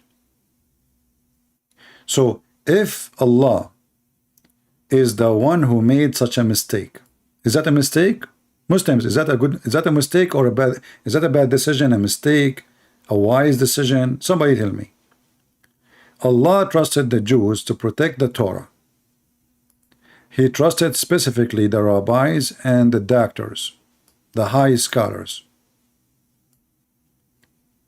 Did Allah make the right decision? Any Muslim can help? The word trust is very clear. Mean he have faith that they are good. You trust people only when you have faith, you believe them. You believe they are good. When you trust somebody, you give him your money. You go to the bank, you give them the money. You're not even worried about it. Why? Because you trust that your money is safe. But if that is not the case, if you want to give it to your neighbor, you will be worried about your neighbor taking the money and never show up again. My friend, Barahuta, why you have to repeat the same thing 1,000 times? We saw it. Come on. I mean, at least say something useful. So when Allah, he say he entrusted, what about you make a comment about what I'm saying instead of repeating the same thing? You know why the Muslim says the Bible is not changed? Because we don't have 4 wives. Say something useful. Allah, he trusted. Allah, he made a bad decision or good decision, Muslims? So take this note, chapter 5, verse number, here we go, before on the screen, 44. 44.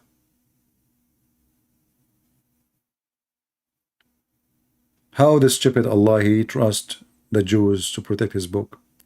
Do Allah knew the future? If Allah he knew the future and then he says he trusted them, that means his future was not right. His vision of the future is false. Allah do not know the future.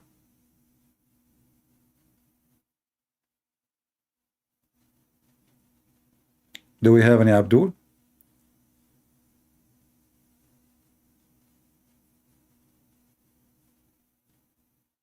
Anyone have a question before we finish for today?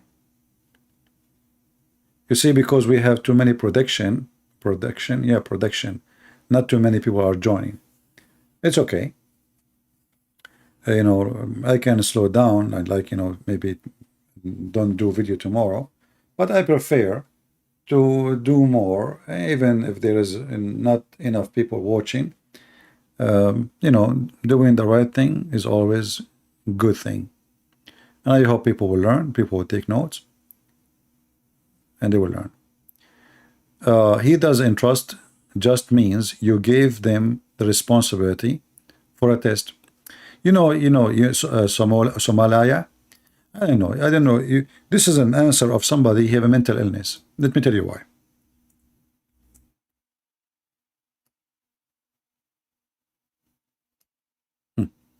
Guys, Somalia, he have the answer for you. We have the answer. Let me show you what he said. The answer is right there, right clear, you know. Like, I mean, come on, you cannot deny it. So look what he said.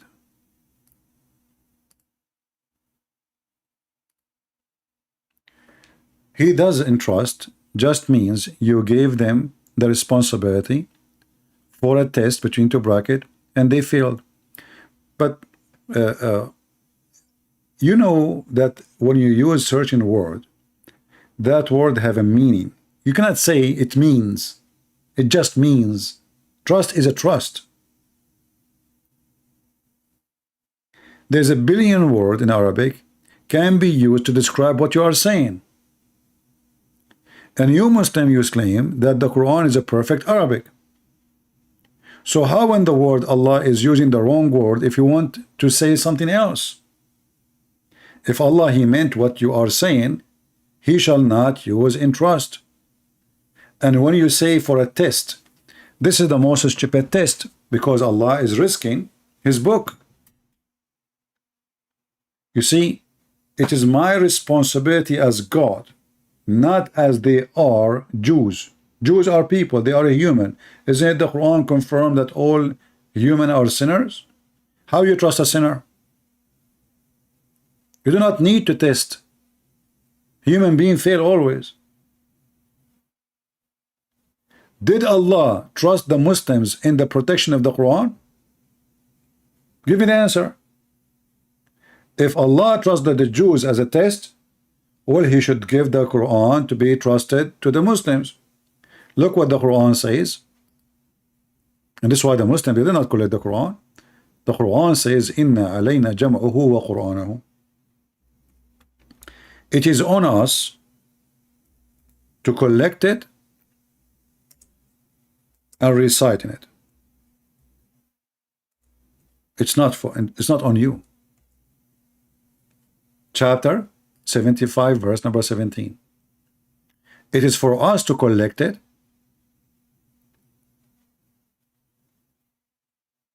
It's for us to recite it. You see here they add Muhammad, that's false. There's no Muhammad there. So the Quran making it clear that the one who will collect the book is Allah.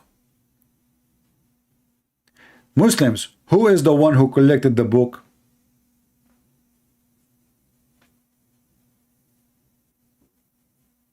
Any Muslim can answer? Who is a Muslim can answer us? Who is the one who collected the Quran? Was it Allah or Muslims, including Uthman, who burned the other Quran? Who is a Muslim? He have little dignity to answer. Did Allah keep his promise to collect the Quran?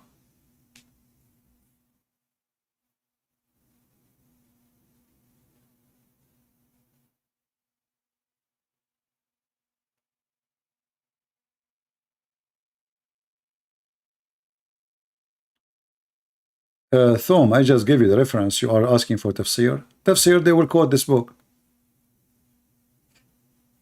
They will quote Ibn Mas'ud. Ibn Mas'ud is a companion of the Prophet, the false Prophet. So what do you mean tafsir? This is more important than tafsir book. Any Muslim can answer me. Who is the one who collected the Quran? So now we trust the Quran that Allah, He said that I will collect the Quran. Did Allah keep His promise to collect the Quran?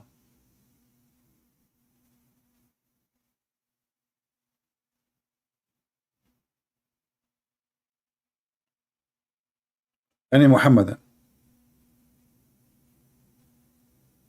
Did Allah keep His promise to collect the Quran? All of us, we knew that the Muslims, they start collecting the Quran after Muhammad's death.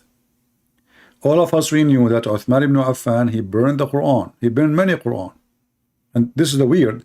The Muslim, they say that if you burn the Quran, that's haram, and they will go crazy. But the first one who burned the Quran is Uthman. So it is the Muslims who collected the Quran. And there was many Quran to the point they start burning them. And until now, there's many Quran. So when Allah, He says, it is on us to collect it. Us who? Who is a Muslim want to help us? My friend Yaakov, didn't you see I have a topic? I just started answering something. Just wait.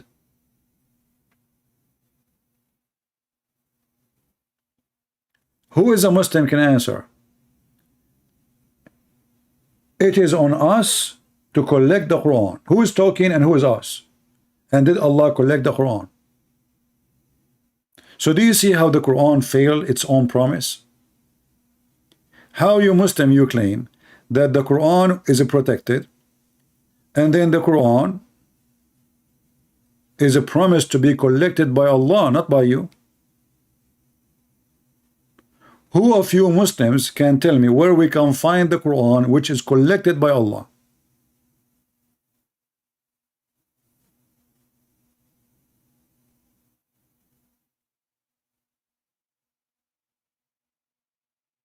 Any Muhammadan?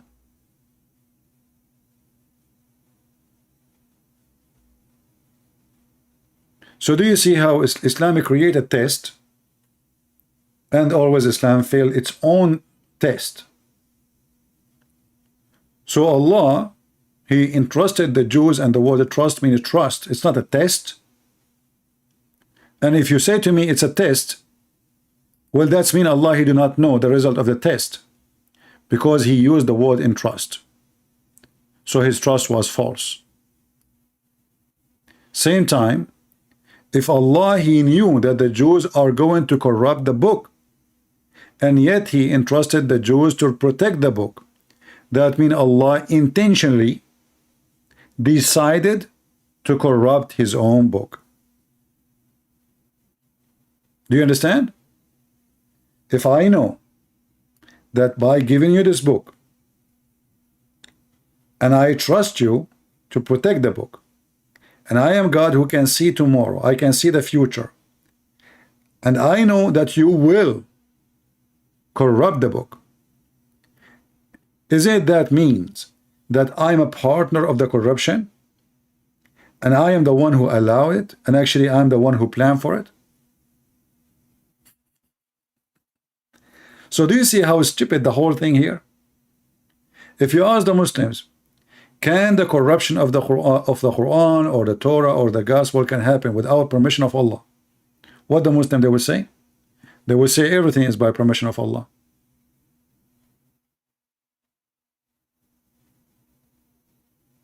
Everything.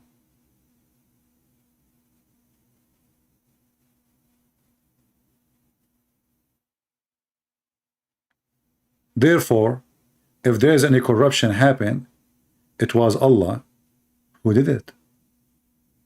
Allah is Satan. And who is going to hurt more or get hurt more than the one who corrupt his own book? You see, I have my books. Somebody, he added something into it. Who is the first one who is going to be unhappy with that? Me. This is not what I say.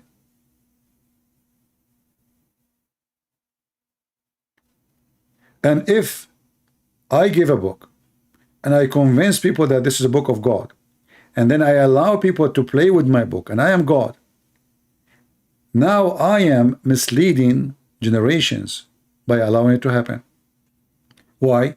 Because those people, whoever come after those people who corrupted the book, well, they believe. They are victims. They believe in the corrupted book, but for them it's not corrupted. Additional to that, why the Christians, when they come after the Jews and the disciple of Jesus, did not say that the Torah is corrupted? Why they accept it? Why the Christianity now they accept it? The story is very simple. Muhammad, he could not find any proof of himself.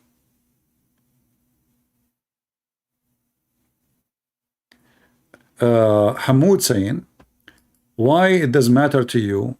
You will simply deny our answer. Let me ask you, my friend, what do you mean why it's a matter for you?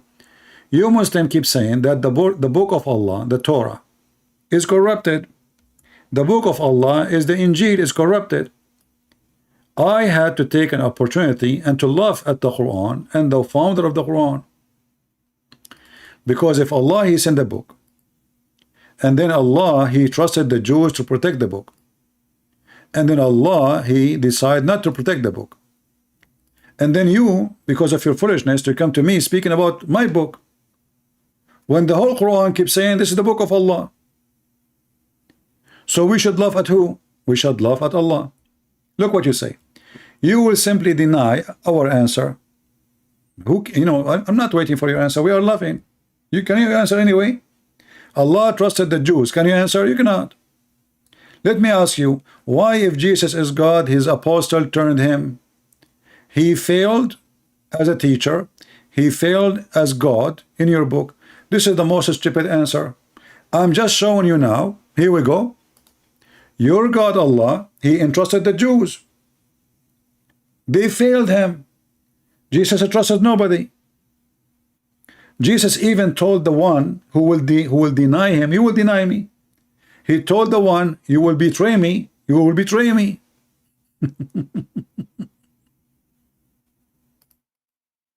Your God, he trusted, and then they gave him a finger. Jesus told the guy who is going to betray him, you will betray me. It wasn't a surprise. Christian, is that correct? Is it true that Jesus, before those things happened, he told his disciple, each one of them, what he will do? Each one of them.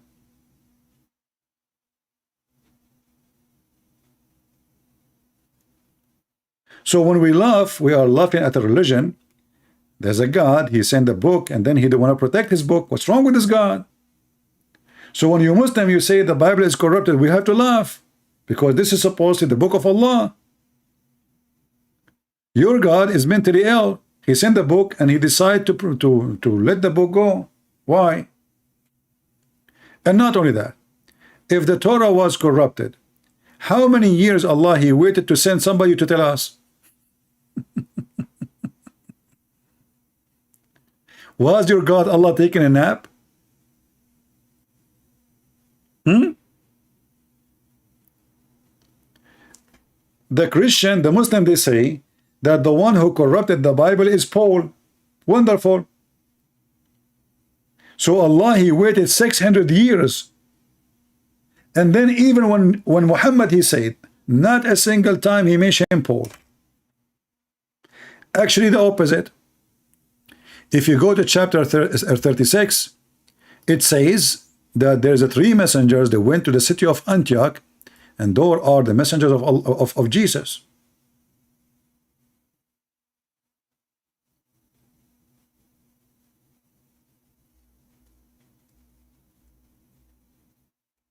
They are messengers of who?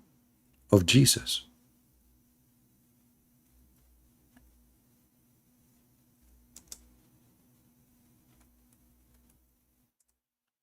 Allah He sent, the verse is so clear. Allah He sendeth two messengers first, and they rejected both of them, and they accused them to be liars. Then Allah He strengthened them with the third messenger. If we go and read Ibn Kathir or many Islamic books, we will find that the third messenger is Paul. Is Paul. And not only that, the Muslims books agree that Paul, he saw Jesus, and even Jesus, he made him blind. Shall we go to Ibn Kathir right now and we laugh? But every single Muslim, he says that Paul is the one who corrupted the Bible. But their stupid book says the opposite. Their stupid book says that Paul was a person who hated the Christians. He wanted to kill them. So the Messiah, he appeared to him in the way to Damascus. And then he turned to be blind. And then Paul, he prayed to the Messiah, asking for forgiveness. And then the Messiah, he forgave him, and he gave him his vision again. Shall we go and read?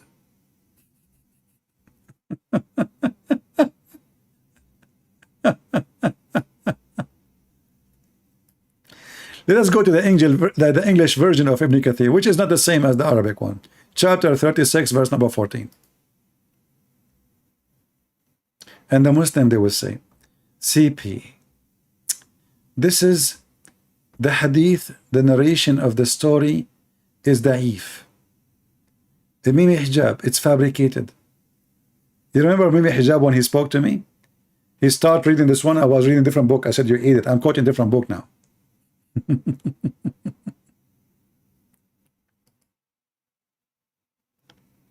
My God, he denied man to betray him.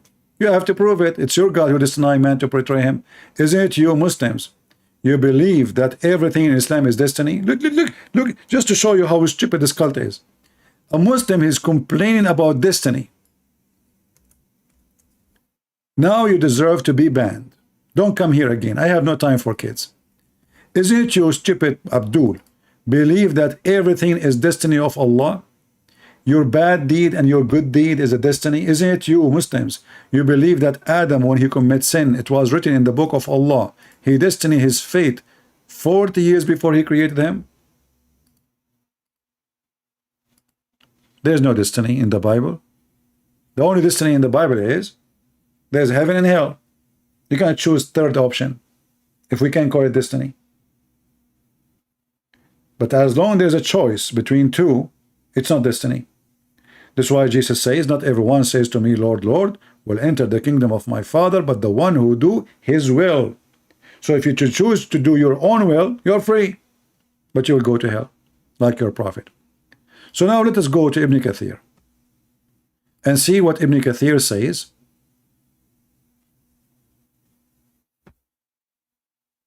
about this verse. Let us close those ones. Chapter 14, sorry, chapter 36, verse number 14.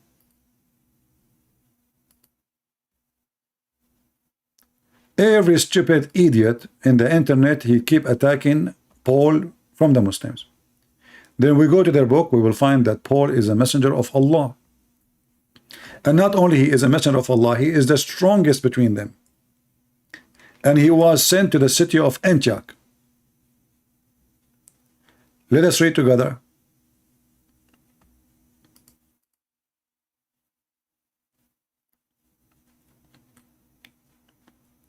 Where is the third one?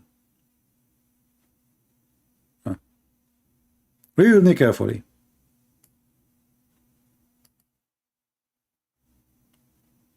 So those messengers, they were sent to where?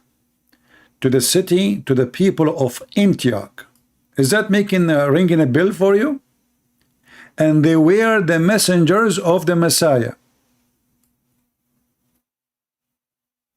Now they are saying here, the Christian, they claim So we cannot take it serious, the Christian claim. But it says here, actually, this is the view of Abu Potato, not the Christians.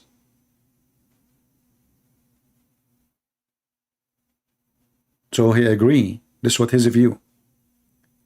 And then we continue. Let us try to find who are they, those three. Read carefully. So we reinforce them with the third. Meaning, this is now Ibn Kathir. We supported them and we string them with the third messenger. Ibn Jurayj narrated from Wahab ibn Sulaiman, from Shu'aib al-Jabi. The name of the first two is Sham'un, Simon, and the second one is Yohanna, John, and the name of the third is Bulos, which means Paul, and the city was Antioch. Do you see it? Do you see it, people? Do you see why we Arab Christian we laugh at this religion? In their TV they insult Paul. In their book they say Paul was a messenger of God. But look what happened now. Anyone knows what is the consequence of this stupid statement now? If Paul and John and Simon Peter, they are the messenger of God, but who is the one who sent them? Who is the one who sent them? This is Jesus. Is that correct? So how they are the messenger of God and Jesus is a prophet? Prophet cannot make you a messenger. He himself is a messenger. He don't have the authority to make you a prophet or a messenger. And the chapter there is speaking about those people doing miracles. They are doing miracles. So in order for those three to be the messengers sent by Jesus, Jesus have to be God. And not only that, do you see how important those names are? That's mean whatever John and Peter and Paul said is very authentic, for they are chosen by God. And do you see that the Muslims agree that they were sent to the city of Antioch? Muhammad is copying the Bible. And this is where the Christian were called a Christian for the first time.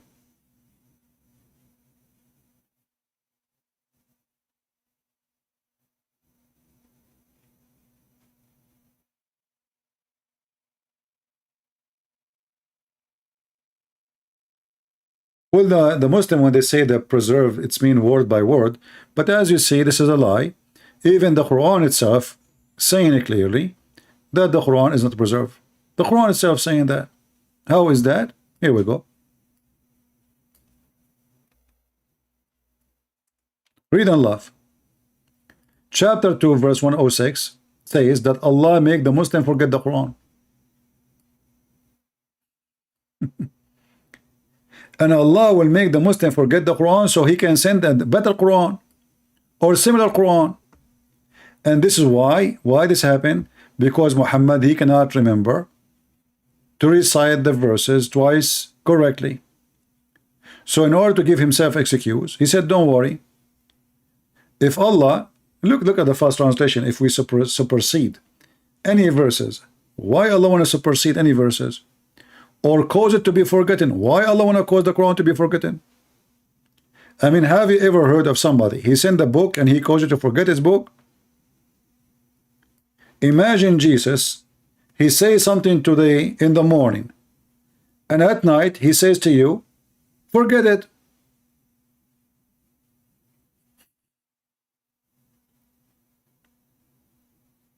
Can you believe it?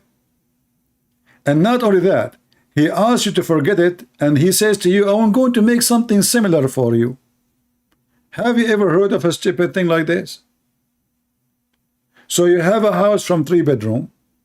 Allah, he will burn it for you.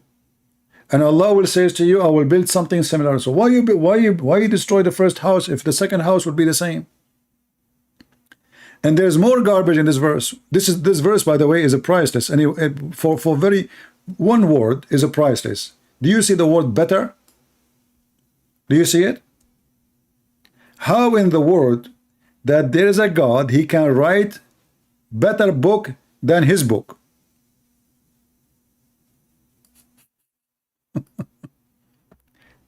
Do you understand what I'm trying to say to you? Supposedly Allah is God, and the one is talking is Allah. Okay, wonderful. How in the world Allah is going to write a book better than his book?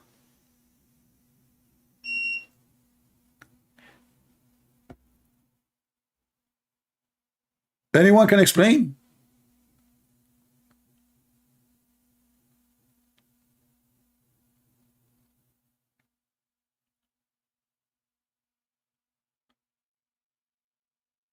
The word better mean that Allah, he admit that his Quran is worse and there is better.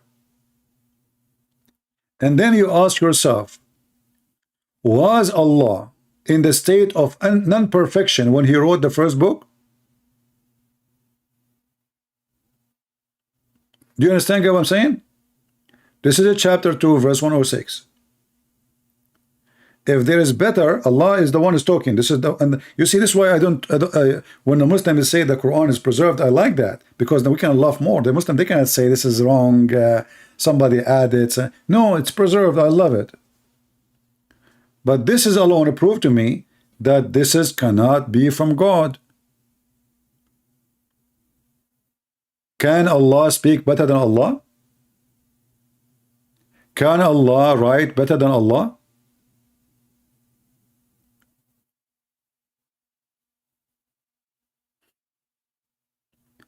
If Allah is the one who made the first Quran, how Allah is going to make better Quran than the first Quran?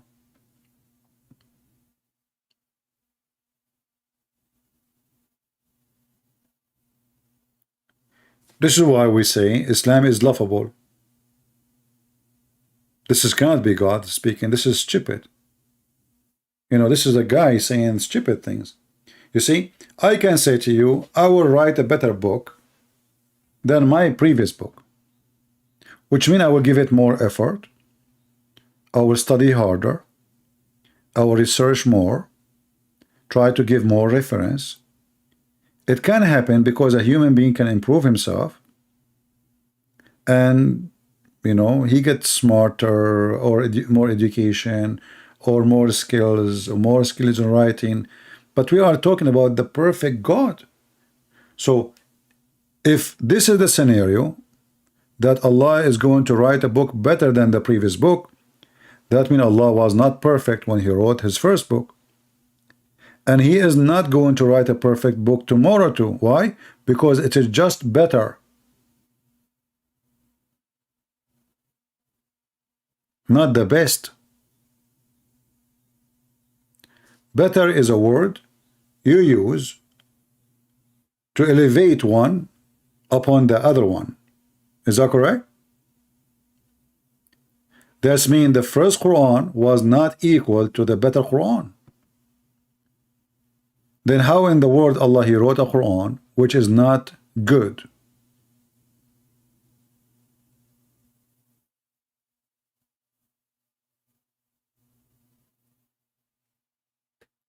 This is why we laugh.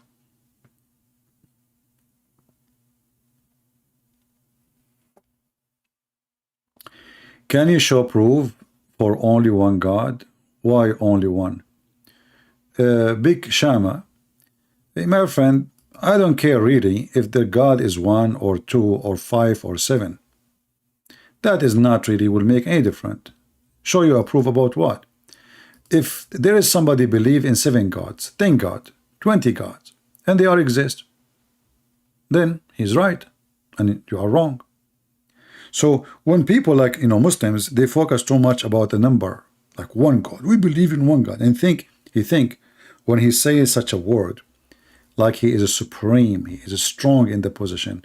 For me, it is laughable, because it doesn't matter really if it's 1 or 2 or 3 or 5 or 7 or whatever. If they are exist, they are exist. Can I change the number? Guys, do you understand what I'm saying? We don't accept God because he's 1. What if he's 7? What if there's a million God? We don't have a choice to, they are God. The question is, are they true or not? And I think our friend here is a Hindu. So this is not the challenge for any one of us. Because who care about the number? Numbers doesn't make you better, less or more. God have a qualification. And his first qualification is his ability. So if you can bring me a million God, and they can create universe like this, and they can create humans and animals and trees, well, they are God then.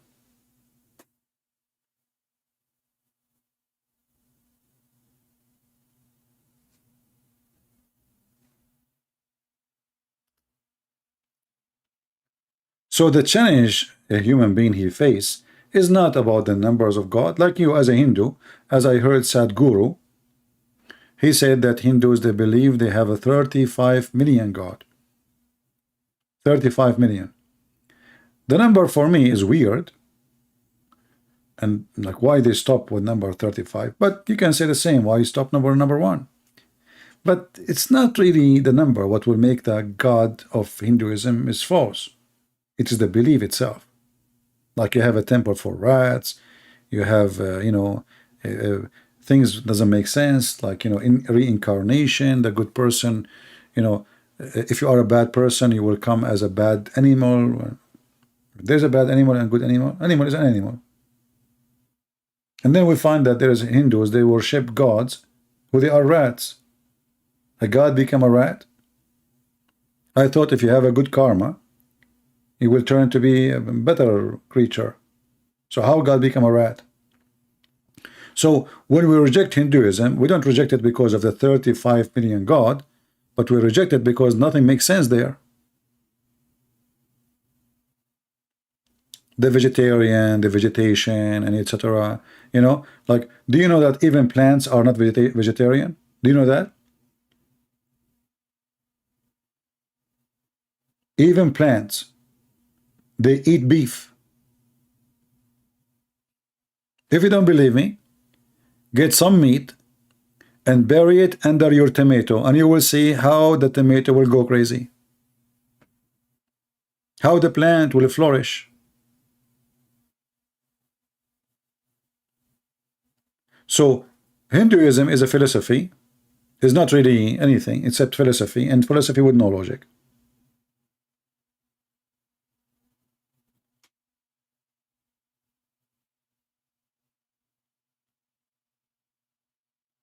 Islam is, on the other hand, I believe it took a lot of things from the Hindus. As an example, a Hindu person, he believes in a bad karma and a good karma, correct? Is that correct? Okay.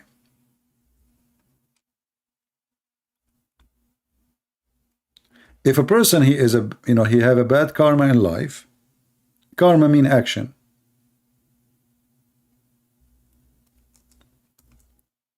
He will come in the coming life as lower creature. Lower creature. If he is a person have a good karma, he will come in a better creature. Muhammad, he adopted the same teaching of the Hindus. Muhammad believed in reincarnation of a human being from human to animals and from animals to human. Look what Muhammad said. This hadith, we cannot find it in English. Let us find.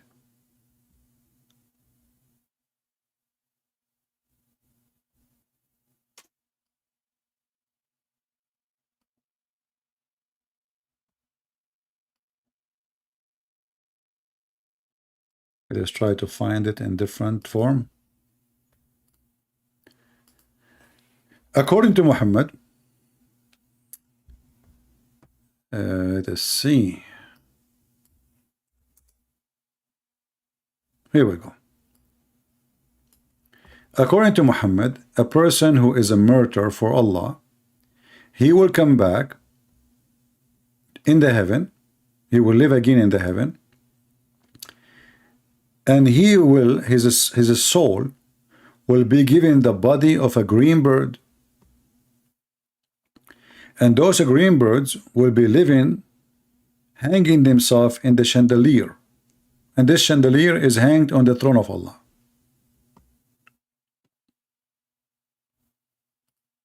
Do you see it? So here you ask yourself, who is the Hindu? The Hindu or Muhammad?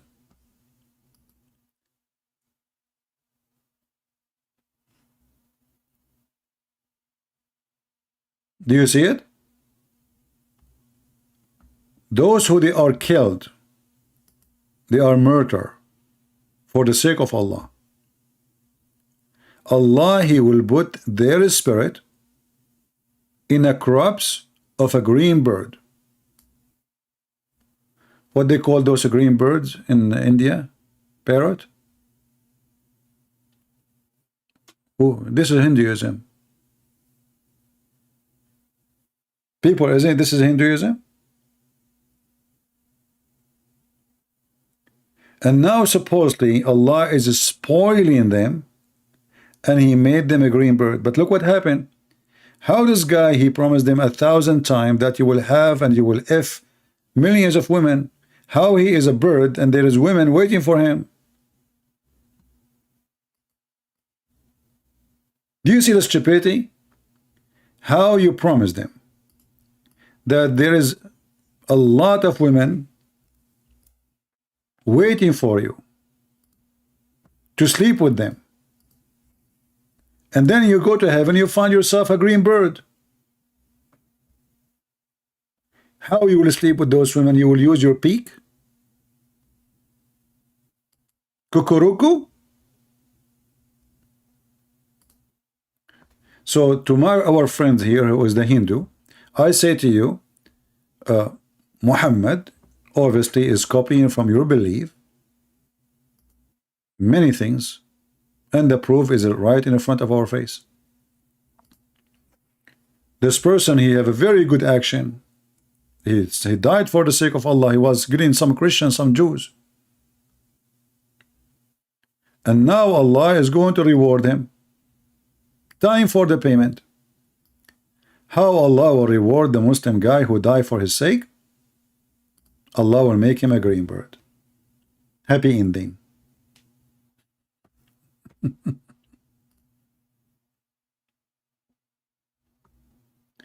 And the funny, it says a green bird, maybe a chicken, not necessarily this. Maybe it's a chicken. It can be a chicken is green. It says a green bird. He didn't say what kind of bird.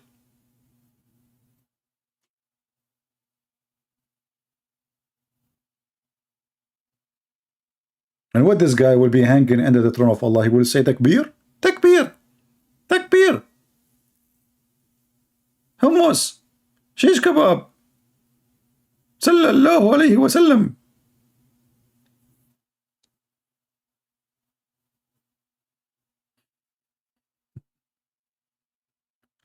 What? And this is not a happy ending. So the poor guy, he joined jihad, he joined Al-Qaeda, he joined ISIS, he committed suicide, he lost his life, and then you make him a bird? This is the end?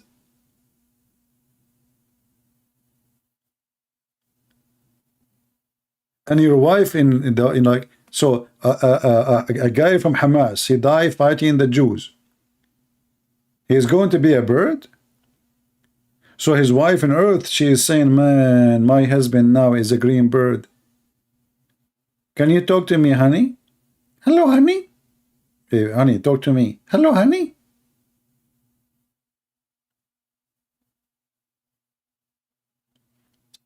Hey, Tony, welcome. By the way, if you say hello and I did not answer you, I'm not ignoring you, but you know we have a topic. And as you see, it's very important, the bird. This is the happy ending. You will become a, you know, why Muhammad did not say he will become a dog? I mean, what difference is going to make? It's an animal anyway.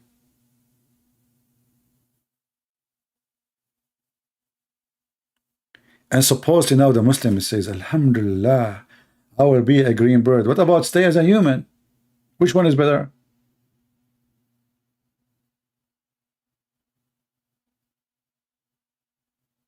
How this guy is going to drink wine? Isn't it the Quran promised him a river of wine?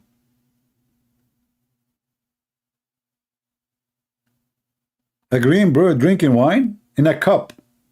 Isn't the Quran promising to drink in a cup? So you are a bird and you are drinking a cup.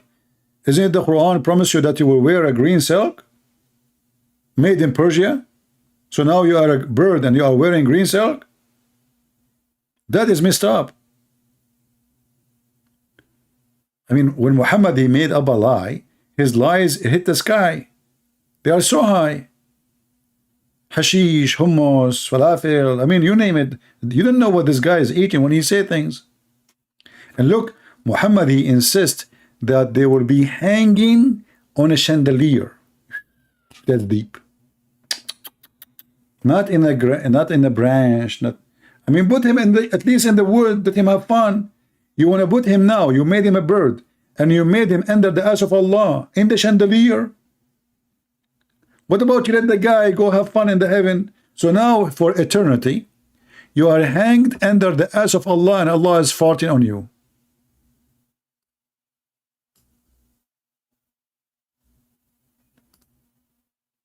Let him go, let him have fun.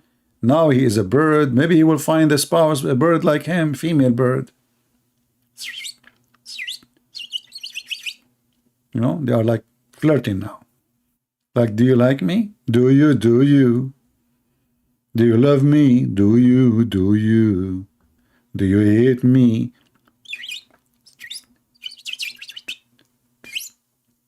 Bird. And then, brother, look, it says here. Look how the story is getting complicated. Here. It says in the crops of a green bird. It's not you will be a green bird. You wish. He is using a crops of birds who they are already exist. And he insert your soul inside them. This remind me of hot dog.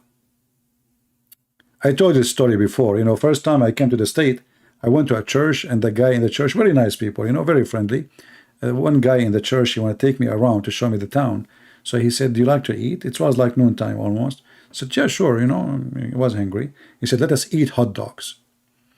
And I was saying to myself, what he said? Did he say really hot dogs?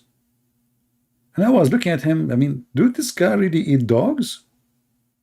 You know? And then I start saying to him, you know what? I'm not really hungry. I will eat later. It's okay. Let us go around and, you know, I will go home soon. You know? He says, what happened a second ago? You said you want to eat, you know? He don't know. I was shocked, you know. He just told me when I eat dogs. I don't want to eat head dogs. I don't want to eat cold cats. I want to eat a green bird. It took me some time to find out that it's hot dogs. I mean, it's very weird. Why you call it hot dogs? If there's no dogs involved. Anyway, you know, this is what happened to you when you are like very knowledgeable in English. So Allah will insert your soul inside a hot dog, a green bird, a crops. And those birds, they are hanged in a lamp suspended from the throne, which go where they wish in paradise. Brother, those birds,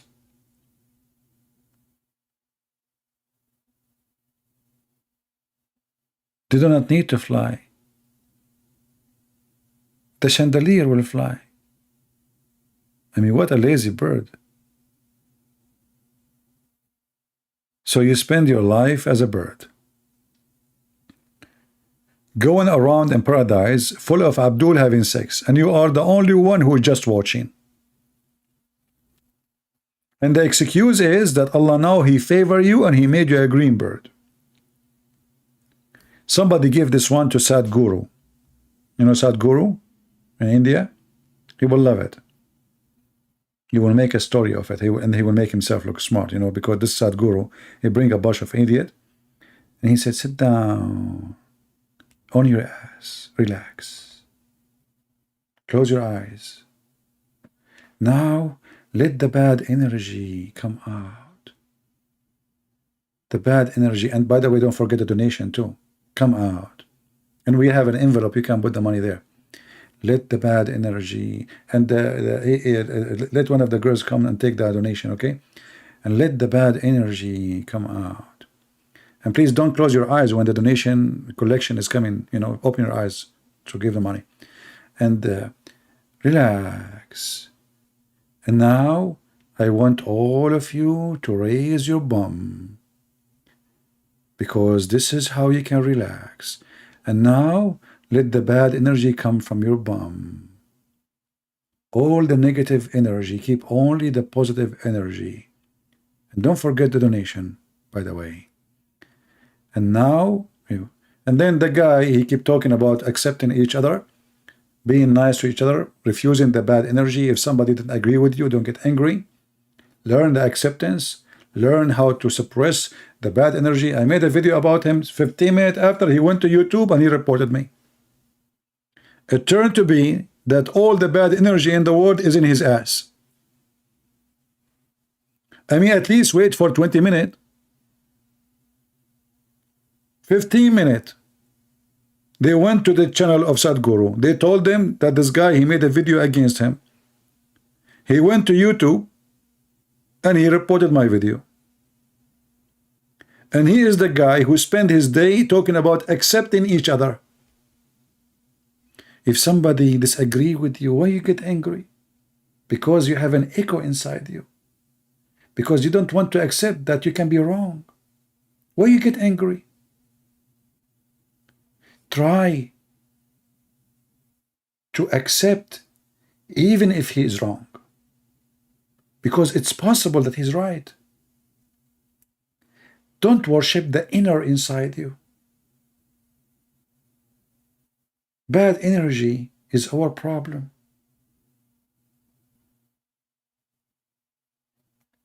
This is why the Lord, he says, be aware of false teachers.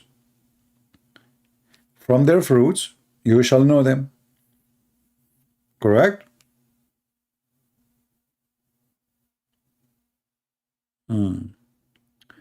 Anyway, I hope you guys, you get happy today, because if you convert to Islam now and you die for the sake of Allah, you will become a bird. And look at not only this, look at this conversation here. Here it says that the Lord looked down at them. Allah, he looked down at those murderers who became bird now. And he said to them, whether they desire anything, they say, look at this, look.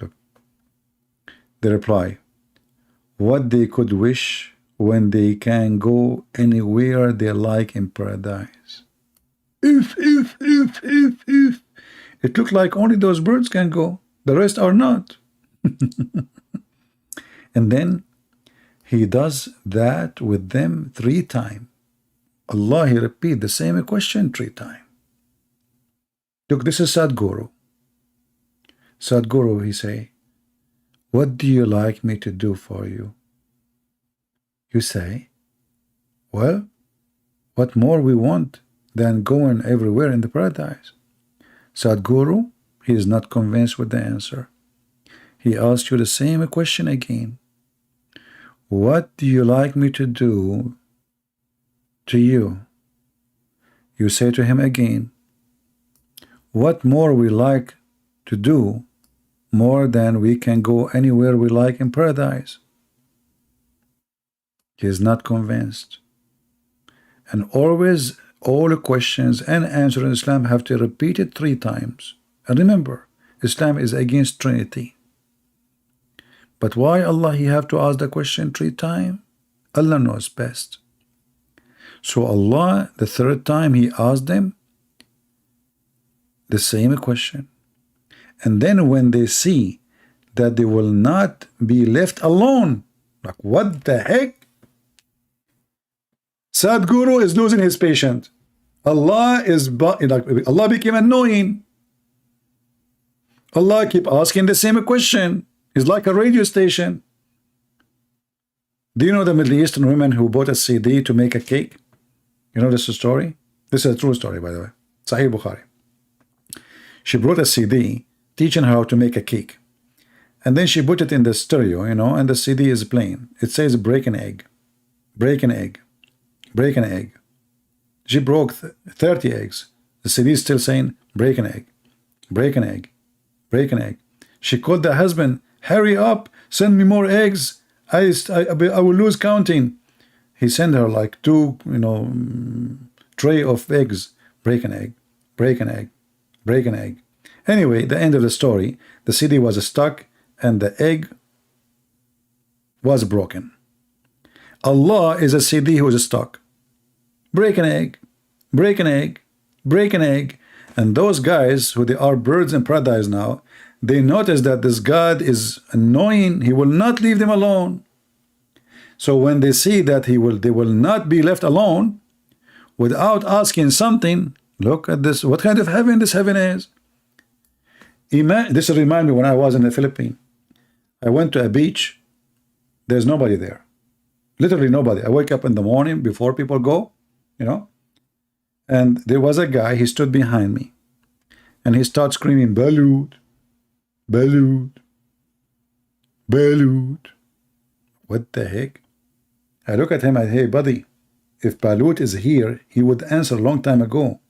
I mean, he stood behind me. There's nobody in the whole beach. He said, sir, I'm not looking for a person. Balut is an egg. Do you want to buy some, sir?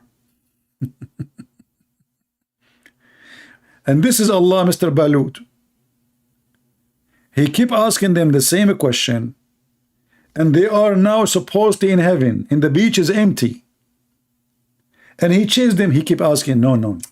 Tell me, you know, what do you like? What do you like? And Allah, like, come on, Allah, we don't want anything. Just leave us alone, man. But they notice that Allah will not leave them alone. It's like a scam coming to your door. He keep knocking.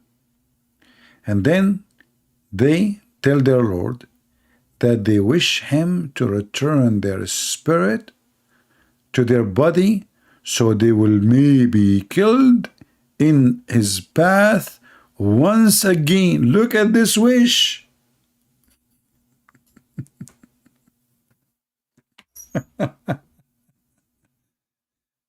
Anyone understand what happened now? Obviously those guys, they are desperate to leave the heaven. maybe the Muslim, they see it like, yeah, they want to die for the sake of Allah. No, don't you see it says he will not stop until he will not leave them alone?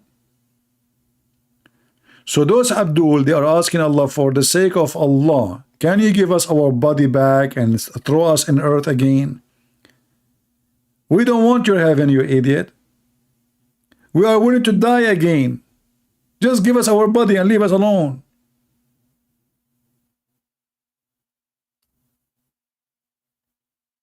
What a stupid religion.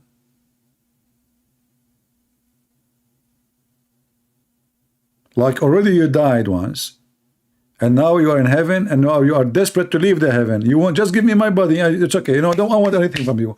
Just please give me my body and throw me back. I want to die for you. Don't worry. I want to do jihad for your sake. What kind of comedy is? And who is the stupid fool want to believe in it? Mr. Bird. If you want to know how Osama bin Laden now look like, take a look. Should he look like Osama, to be honest with you? I don't know, somehow. I'm not sure, really. I mean, the mouth, I don't know. He looked a little bit different. There is some. I'm really confused. Maybe it's Osama. I don't know. Oh, this guy, he's not a green. Why green, by the way? I mean, there's a million color in the world. This guy, he's stuck with. Look at this. How beautiful this guy. Why not the red? Oh, look at this guy. What he's doing? What the heck? What he's holding in his hand? Yellow. You know, the yellow is a special color for the Shia. Anyone knows what is special about it? Who remember? Let us see if you guys remember. Why the yellow color is special for the Shia? Anyone knows? Okay. If you, according to the Shia, if you wear a black shoes, your private part, your penis, will never function. If you wear a yellow shoes, your private part will be like boing, boing, boing.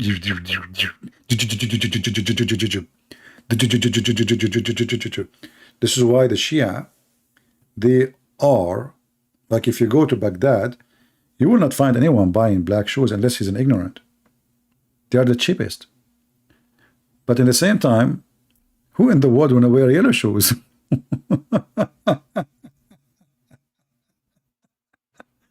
And this is the lucky yellow bird. So you can imagine how good he is in bed. I mean, this guy is not only his shoes is yellow, everything about him is yellow. Unbelievable. True story, by the way. Look at this guy here. Yeah, this is a Muslim bird. Takbir. What stupid religion.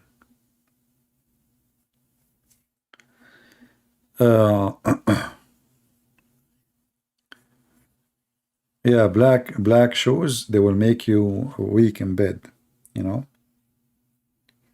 Don't wear black shoes. And you know, I was like saying to myself, what's my problem? What's my problem? What's my problem? And then one day I discovered that all my life I was wearing black shoes. True story. Black shoes will make your oh boy. Are women wearing, you see, they don't talk about women, they talk about men. And like the Shia, they have their own, you know, crazy stuff. Like as an example, if you look at your wife anus and you are having sex with her, your son or your whatever son or daughter will come and mute. She cannot talk or he cannot talk because you look at her anus.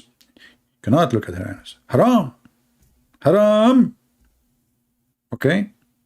Yeah, they have, you know, the Shia, they have a crazy stuff. If your wife, she is giving you birth only for daughters, you spank her in her ass 7 times when you are having sex, and you say, Ya Ali. Each time you spank her, you say, Oh Ali, oh Ali. Oh, you have to spank hard, by the way, okay? Just to let you know. Then she will give birth to a baby boy.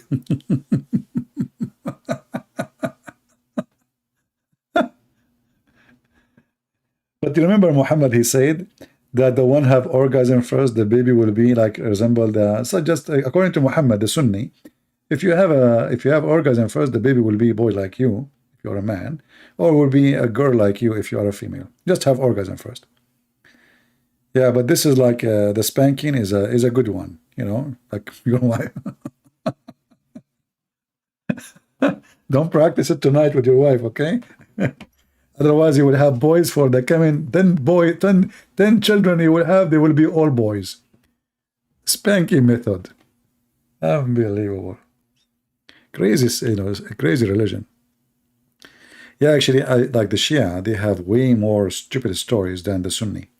But the Sunni are no different. You know, I mean, they have their own fiction. But the Shia, they fly too much. I mean, they are really, really too much high. Like, you know, Ali, he was in China, and he was in Europe, and he was in Damascus, and he was in Mecca in the same time. Brother. And Al-Hassan, he speaks 70 million language. Brother. 70 million. Just only 70 million language. Hey, okay, what you can do about it?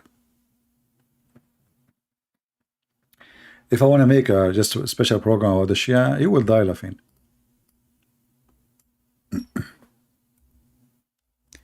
If you remember, I made a video about why a person, why the Muslim Shia, they were speaking about the Sunni, why they are homosexual. Did anyone remember the video?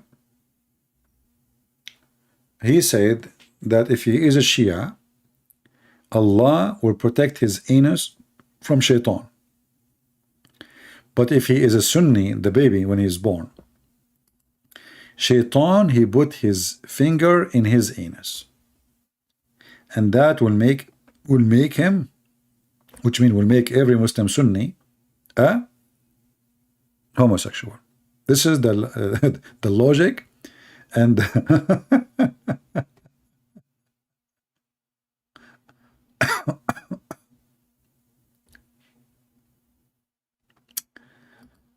oh boy, hard to believe, isn't it? And it's sad, by the way. I mean, we are in the year 2000, whatever, and then the people, they believe in this, and they go on TV. I mean, this guy, he have his program. His name is Yasser al-Habib, you know, and he explained, and he move his finger, and he tell you how shaitan, he insert his finger in the anus, brother, in the anus of the Muslim Sunni.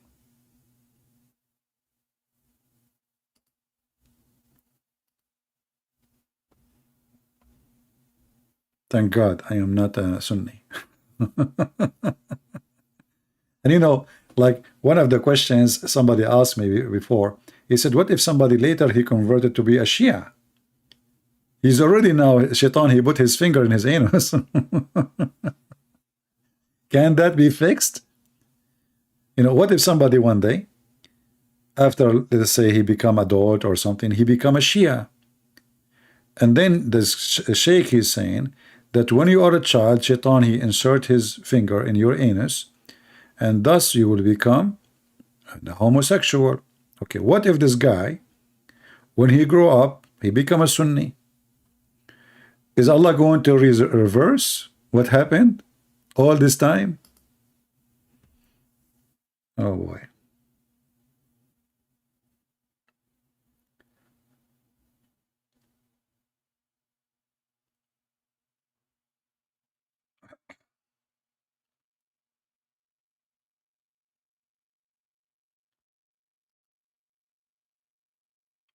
You know, actually, they have a story. Maybe I should make some special video about the Shia. Remind me, maybe next week. Like, there is a story where the Shia, they believe that Ali, he is one of the prophets who suffer from things. Or he was the accompany of the prophets who have from hard time or harsh time. So the Shia, they believe that Ali was with Abraham when they tried to burn Abraham, and he is the one who made the fire cooled down on Abraham. And Ali, he was with Noah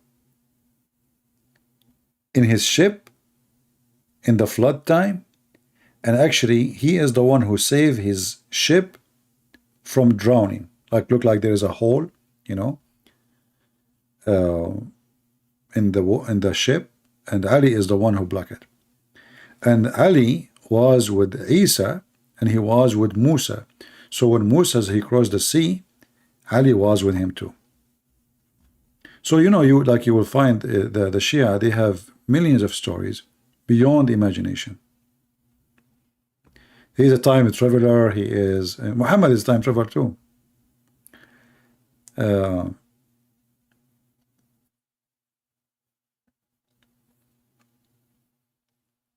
I'm just trying to remember like some stories. Oh, hold on. There's a verse in the Quran where Allah, he speak about a mosquito. A mosquito. So he said it's not like it's not hard for Allah to give an example or a parable of a mosquito and higher, which means even if it's small, He can make a parable about it. The Muslim Shia, they believe that Ali is the mosquito.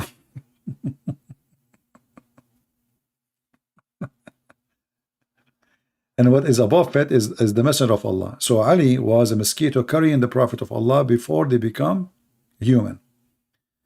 There is endless, crazy stories.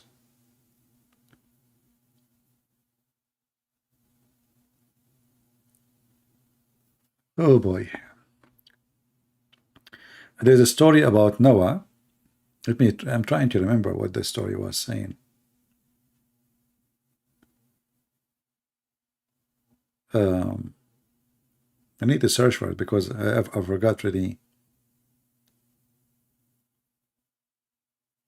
Yeah, I think what the story is saying, that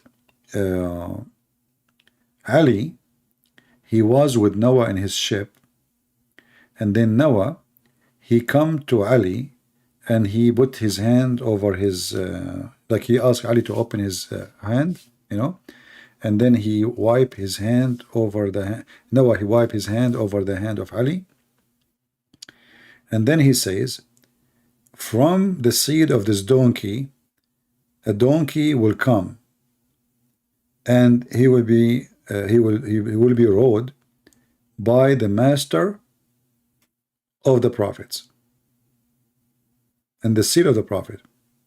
And here you ask yourself, how in the world you say such a thing? How Noah describing Ali to be a donkey, and from his seed a donkey is going to ride him. Actually, let me try to find this reference as I mentioned it, because somebody might say it's not true, this is false. Let us search.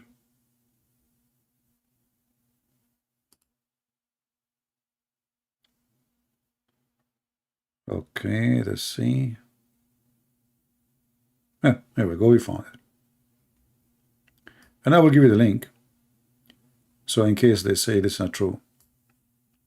This is the book of Al-Kafi. Al-Kafi is the same as Al-Bukhari. Let's take a note. This is equal to Al-Bukhari for the Shia. So if you go here down, it says,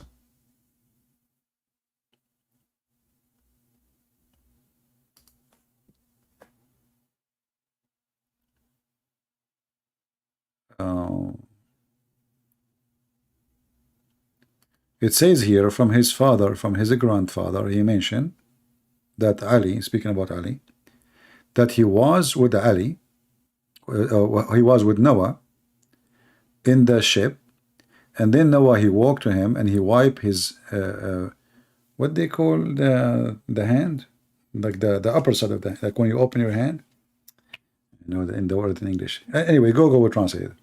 So he wiped his hand and he said, from this donkey, a donkey will come, and the master of the prophet will ride him.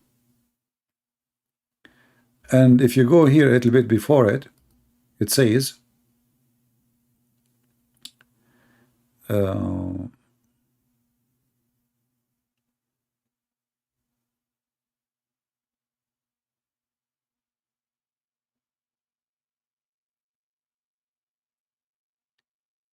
the first ones of the animals who died, it was Ufayr. You remember the Ya'fur, the donkey of the prophet who speak, and Muhammad, he spoke to him, and he died right away when the prophet of Allah, he died. And then he like what happened when he heard that the prophet, he died, the donkey, he broke his rope. He was so angry, and then he went to an empty well, and he threw himself inside the well. And by the way, this is a Shia, this is Sunni story too. He threw himself, this is a story exists in Ibn Kathir. He threw himself inside the well and he commit suicide, and this is where he died, and this is the well become his grave. Let me use Google translation to end the drama. So here it says that Noah, let's see where it says Noah.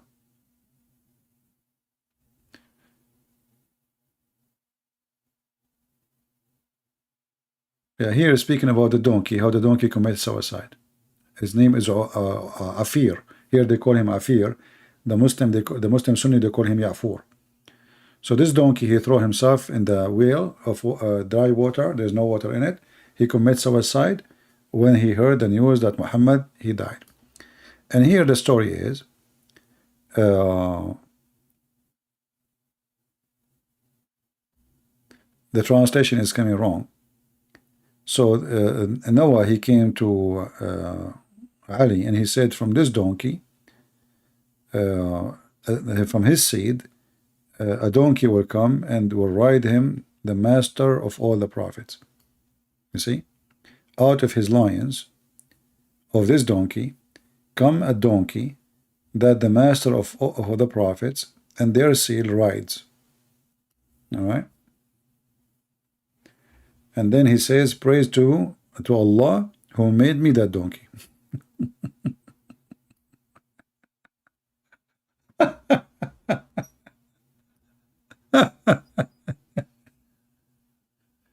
I mean, can you believe this? And again, this is the reference here, Al-Kafi, which is equal to Al-Bukhari for a Shia, volume number 1, page number 237. Let me send you the link. I will shorten the link. I don't know if we can post it in Arabic. Actually, I mean the link as it is. Let me see. It didn't work. Actually, for some reason. Okay, hold on.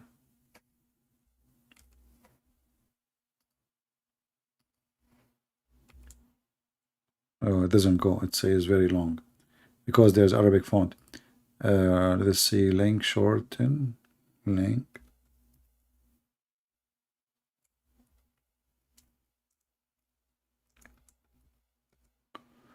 Create a short link.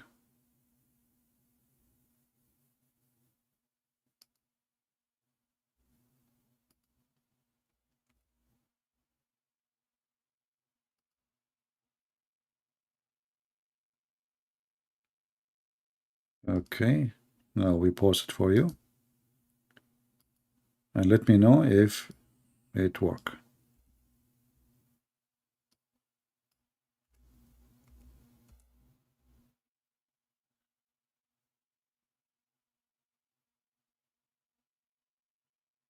You see it? So you know that the Shia, they have endless stories. They are crazy. I mean, I used to read them just for fun, you know, just for you know, like you, sometimes you want to feel better, just for fun, just read them. Yeah, and by the way, the Shia, they believe that Ali, excuse my language now, don't be upset. His real name is Pussy.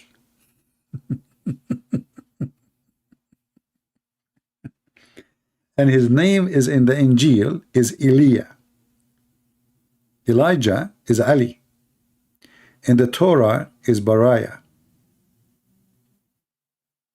In India, his name is Kabur. In Rome, for the Roman, his name is Batrisa. For the Persian, his name is Jubair. For the Turkish, his name is Tapir. For the black people, his name is Haytar. And for the priest, they call him Pussy. Excuse my language. I mean, that is something, isn't it? That is something. And now for sure they will say to you it's a lie. So we better find the reference before they eat us alive. Let us see if I can find the reference. Hold on.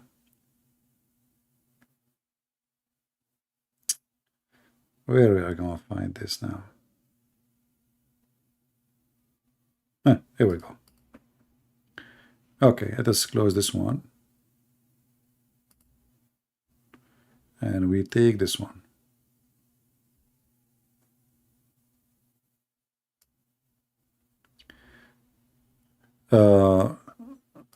This is the book of Bisharatul Mustafa, page number 33. and we zoom out.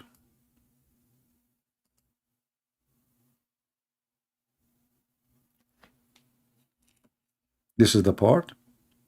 I'll use Google Translation. Here it says, and his name, like the priest, they call him Pussy. Yeah,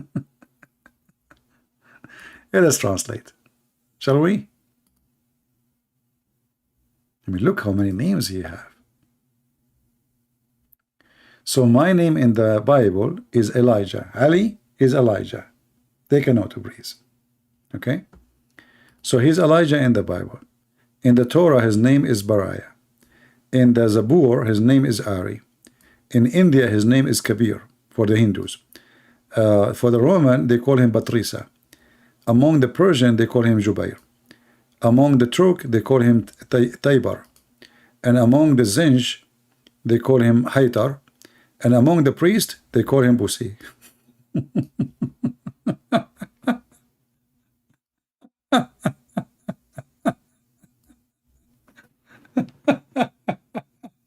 No comment. It's not my fault. Don't hang me. I just read. None of my business. You know? I'm not the one who said it. I have nothing to do with it. I'm not responsible. And this is the name of the book, Bisharatul Mustafa, which means the good news about the chosen one, Muhammad. Page number 33. And this is the Shia library here, the website, Shia library. This is a very Islamic website. And now let us give you the link. Well, the English translation is funny how the word Busi is coming, you know, like Busi, you know. Oh boy. I mean, I'm telling you, this religion is really crazy. I mean, the more you study it, the more you go nuts, you go crazy, literally. I mean, this beyond stupidity. And then you ask yourself, like, even those people even they read what is written in their books? Do they really read? So let me pause for you the link. Who won the link? This link is a prize. You have to pay for it. Now I got you from your hands, all of you. You have to pay for this page. You like it or not, I got you. So his name is Elijah. I mean, they worship him, man. This Ali, he is their God. By the way, if you go to Iraq or to Iran and you laugh at Ali, as we are doing now, you will be dead in 2 seconds. Never do that there. I'm serious. Never, never, ever. They will kill you immediately. Yeah, let us make an auction. Who want to pay more to get this link? You know, halal link. Here we go. This is the link. You can open it and you can save it in your, yeah.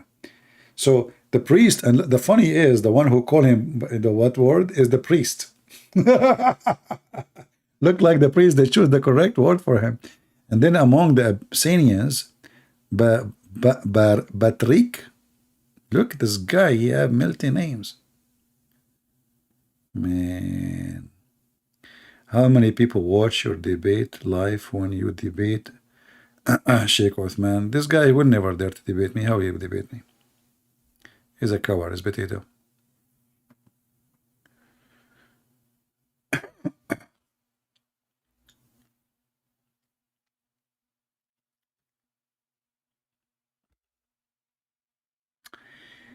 So do you see the stupidity of this cult? It's literally mental illness. This is how they think and what they think about Ali and Muhammad. And even the Shia, they believe that Muhammad and Ali and his children, they are light, they are not a human. So they were light in the forehead of Allah, and they are made of light. They look like a human, but in reality they are not a human. This is why the Shia, they are really, I mean, too much different from the Sunni. They go farther in worshiping Muhammad and his family. Talk about the sword of Ali, that will need another drama. The sword of Ali is a different story. Hisham al-Husayni. Yeah.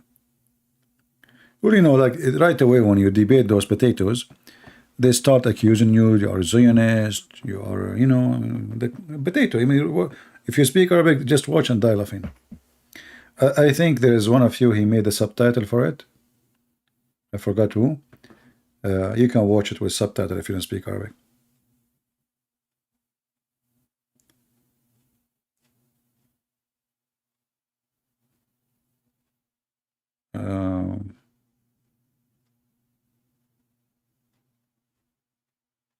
Yeah, I mean, if this Uthman, he could not even handle good logic, and we cannot compare what I know about Islam and what good logic know.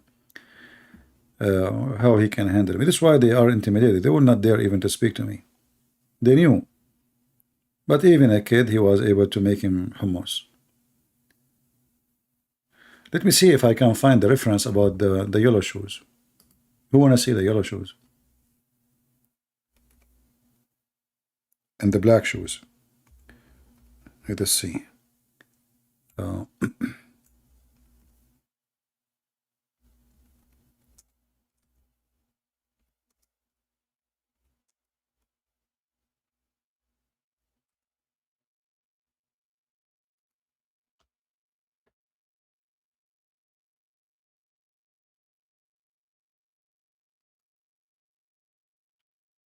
Okay, so this is the other hadith about the black shoes. I found it.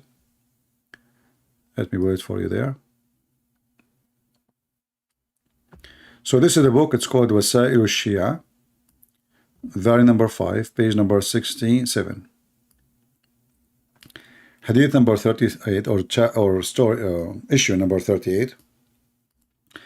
It's hated to wear black. It's not haram.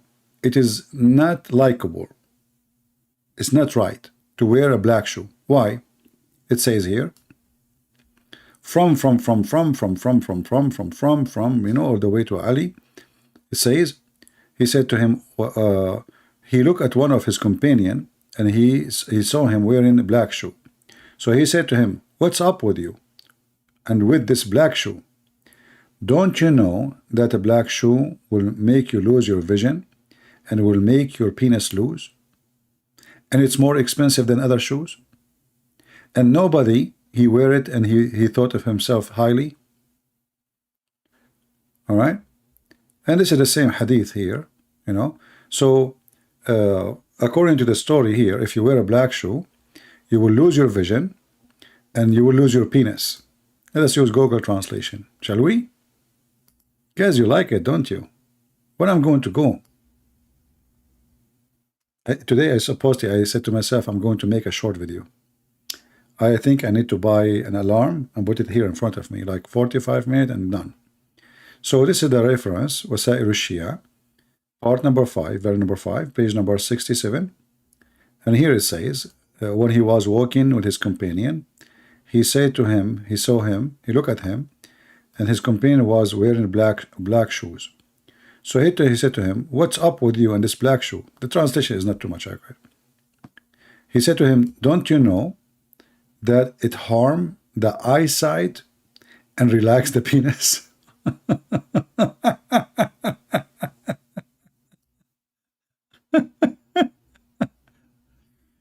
So, my friends, if any of you, she have a husband and he is not doing good job in the bed, I want you to go right now immediately and throw all his black shoes in the garbage. He woke up in the morning, he will not find one of them because now we knew the problem. Your husband is fine. He is just suffering the consequence and the symptoms and the side effect of wearing black shoes. And I'm sure now that we solve a lot of problems. And your husband, he do not need to buy any medication. He do not need to see any doctor. It was the black shoe conspiracy. Now I need to find the other hadith about the yellow shoe, but it should be here somewhere.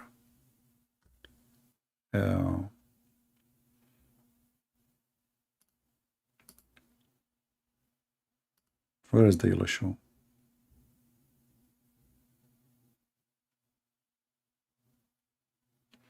And actually, if you read the second part, it says, and it will make you, you will be anxious. You know, you will be anxious. You will be worried all the time. Just by wearing the black shoe. All of this, all of those things happen because you wear a black shoe. Let me see page number 66.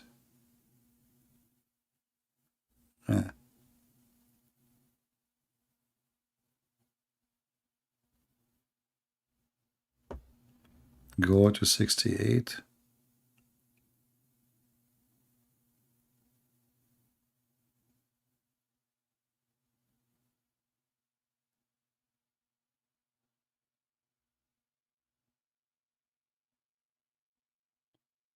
Yeah, this one repeating the same thing. I'm just trying to find where we can find the yellow shoes here. Ah, here we go.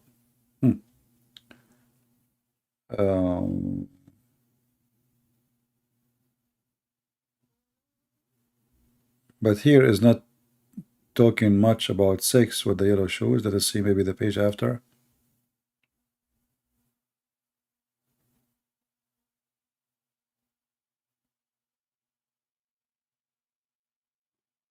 Here it says, if you wear yellow shoes, you will be happy until you ruin it. All those pages about yellow shoes.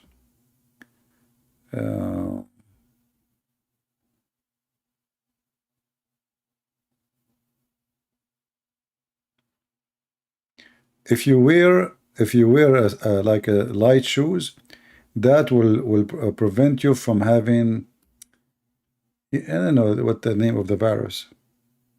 You know, it's a virus, you know, destroy your lung. I forgot the name in English. Maybe somebody can help. Actually, we can use a Google translation. Hold on.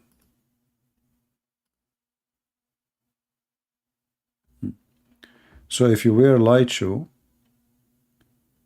that prevent, where is the translation? Prevent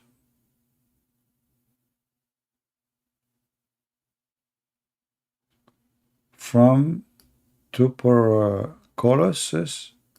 Is that the name of the disease? I don't know. This is what Google is saying. Let us go to the other page about the yellow shoes. See what shoes can do? All those shoes can, I mean, shoes can do a lot of things. So here he says, if you wear shoes, wearing slippers is safe from leprosy.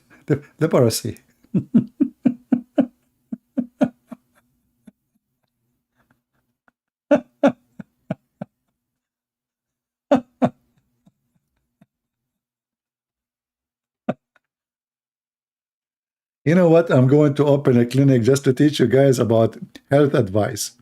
You know, so if you wear a slipper, you know, if you're addicted to wear a slipper, that will make you safe from leprosy. I mean, I wish you can speak Arabic. You would die laughing. I mean, the translation here is really horrible. Let's see. Where is the yellow? This is here is just about wearing a slipper. So if you wear a slipper too, it's going to make a strength in the sight. Your vision will be strong. See? How many of you are wearing glasses? You do not need the glasses. Just you need to wear slippers. Take my advice. Try it. It will be fine. Where is the yellow thing? Let us see. I think we passed it.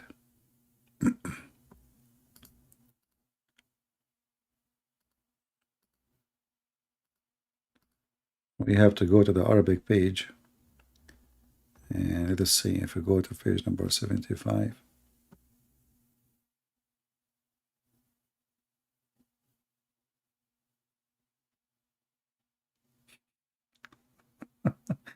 I don't know how I translate this one for you.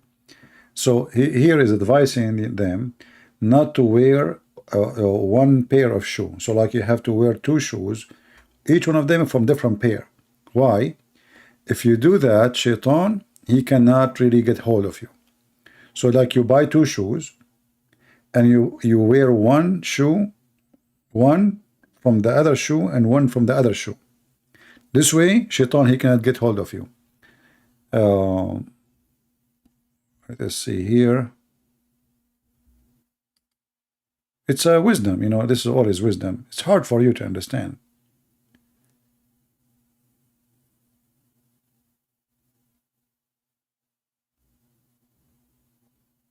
How you can understand? You aren't smart.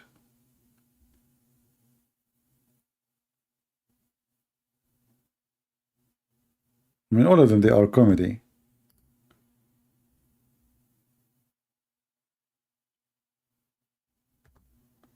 Maybe we are done with shoes here. Let me search, because that's endless. That's mean I have to search all over. Let us see if we can find.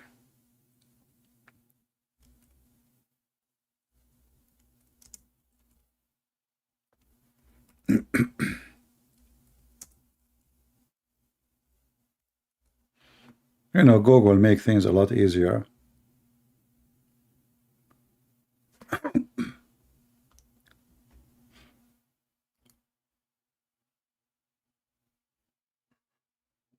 I'm getting sleepy. All right. Sorry.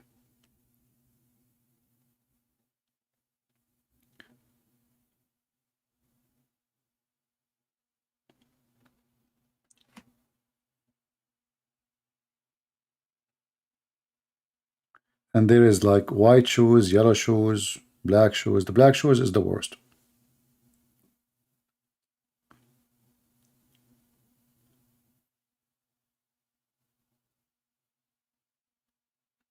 And if you wear yellow shoes, you will never lose money and you will never lose a child.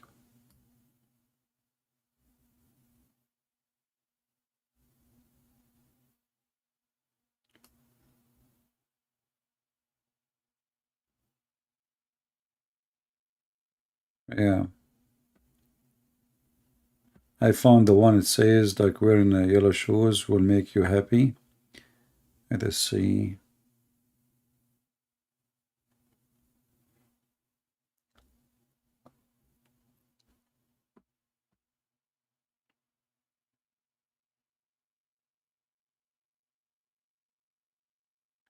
You see here, this one here, it says that the yellow shoes, when he wear a yellow shoes, he will always be happy until the shoes, like they are damaged, destroyed, like you keep wearing it until it's over. And all the time, I promise you, you will be happy. Try it. You know what? I think that, like, imagine if you are trying to invest in the stock market. How you can guarantee that the stock you are buying, they will never lose? Wear the yellow shoes. As long as the yellow shoes mean you will ever be happy, that means you will not lose. So it says here, the one who wear yellow shoes, he will still happy until he wear them out.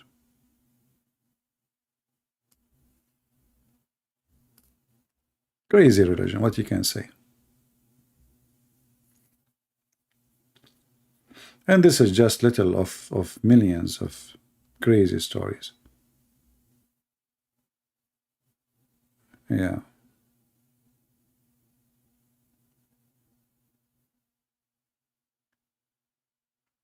Let us see.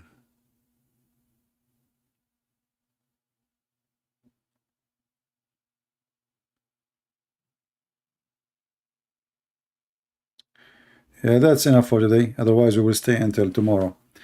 Oh, man, I cannot even... it hurt to sit in this chair for many hours. So now we are here for 3 hours and 40 minutes. Unbelievable. I said to myself, I will go for like 20 minutes, 15 minutes. You guys, what are you doing to me? Unbelievable. And look, not even nobody coming. Like, we have only 700 people here. I think I should take like maybe a few days off. So you guys, you miss me and then you will come. Where is everybody? 3 hours and nobody here? That's not fair for me. You guys don't appreciate my work, don't you? It's all right. The Lord is watching. So guys, I want to say thank you for being here. And I hope that the ones who they are wearing black shoes will not come here anymore. You're not welcome. All right. We want here people who they are happy, with good spirit, wearing yellow shoes. We don't want drama. Keep your drama for yourself. Black shoes is not allowed. So please, next time before you enter our chat, you take off your shoes if they are black. You throw them, you sell them, you burn them. This is your business. But don't come with them. Enough is enough. I'm losing my patience. I don't want to see any black shoe here. Actually, I'm going to force all of you from now on to open your camera. And I don't want to see your face. I want to see your shoes. I want to be sure that all of you wearing yellow shoes. Happy people. Happy feet. And now we know where the movie name coming from. Happy feet. It was the yellow shoes. It turned to be that the secret of happiness is based on shoes. Wear yellow shoes. Advice of the century.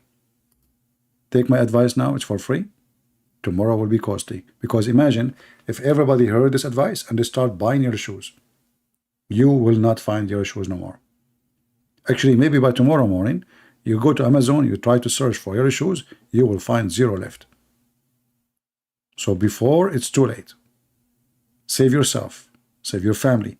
Your wife, she is a drama woman, give her yellow shoes. You come home, she's laughing. You don't have money, she's laughing. You are not going to work, she is laughing. Because now she is happy, subhanallah, because of yellow shoes. Your mother-in-law, she come to your house, she bother you, she annoy you. Give her a gift.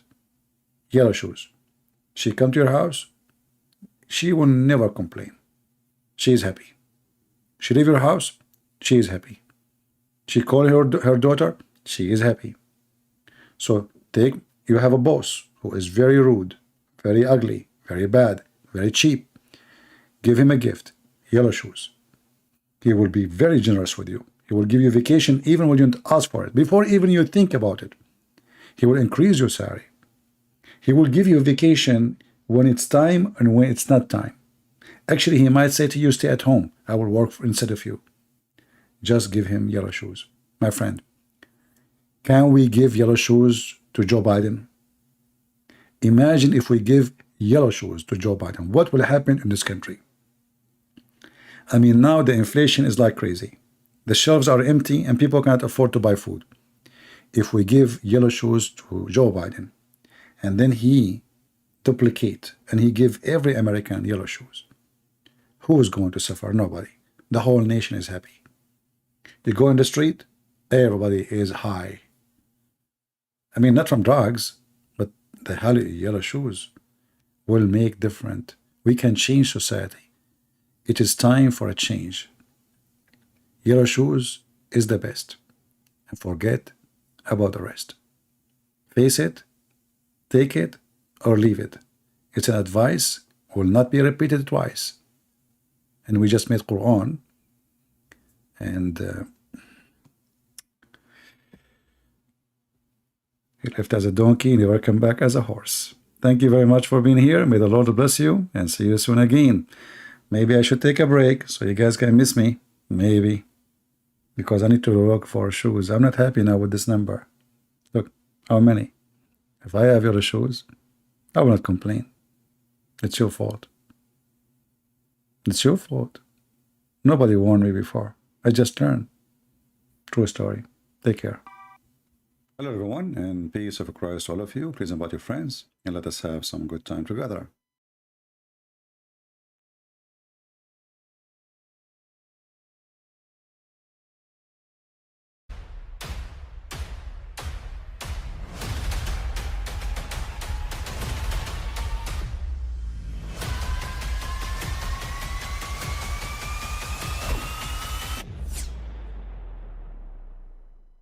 But I mean, again, he doesn't know who Gabriel is, right? Because he didn't come from an Abrahamic faith. The people of Mecca were pagan. Quran is mentioned. If this book was from other than God, they would have found in it many contradictions. If a book is without contradictions, that has no bearing on whether it comes from God or not. I've had phone books that are inerrant, but I certainly don't think God gave them. That we believe without understanding. As wholes. The prophet tells us because Satan or the devil sleeps over our nostrils. Those who oversleep and not pray Fajr on time, Satan urinates in their ears. I really do think Jesus was crucified and that he really was dead and buried. He thought that he was a son of God in the sense that he was specially chosen by God. I think Jesus really did think he was going to be the Messiah, the future king of Israel. I mean, that is, after all, why they crucified him.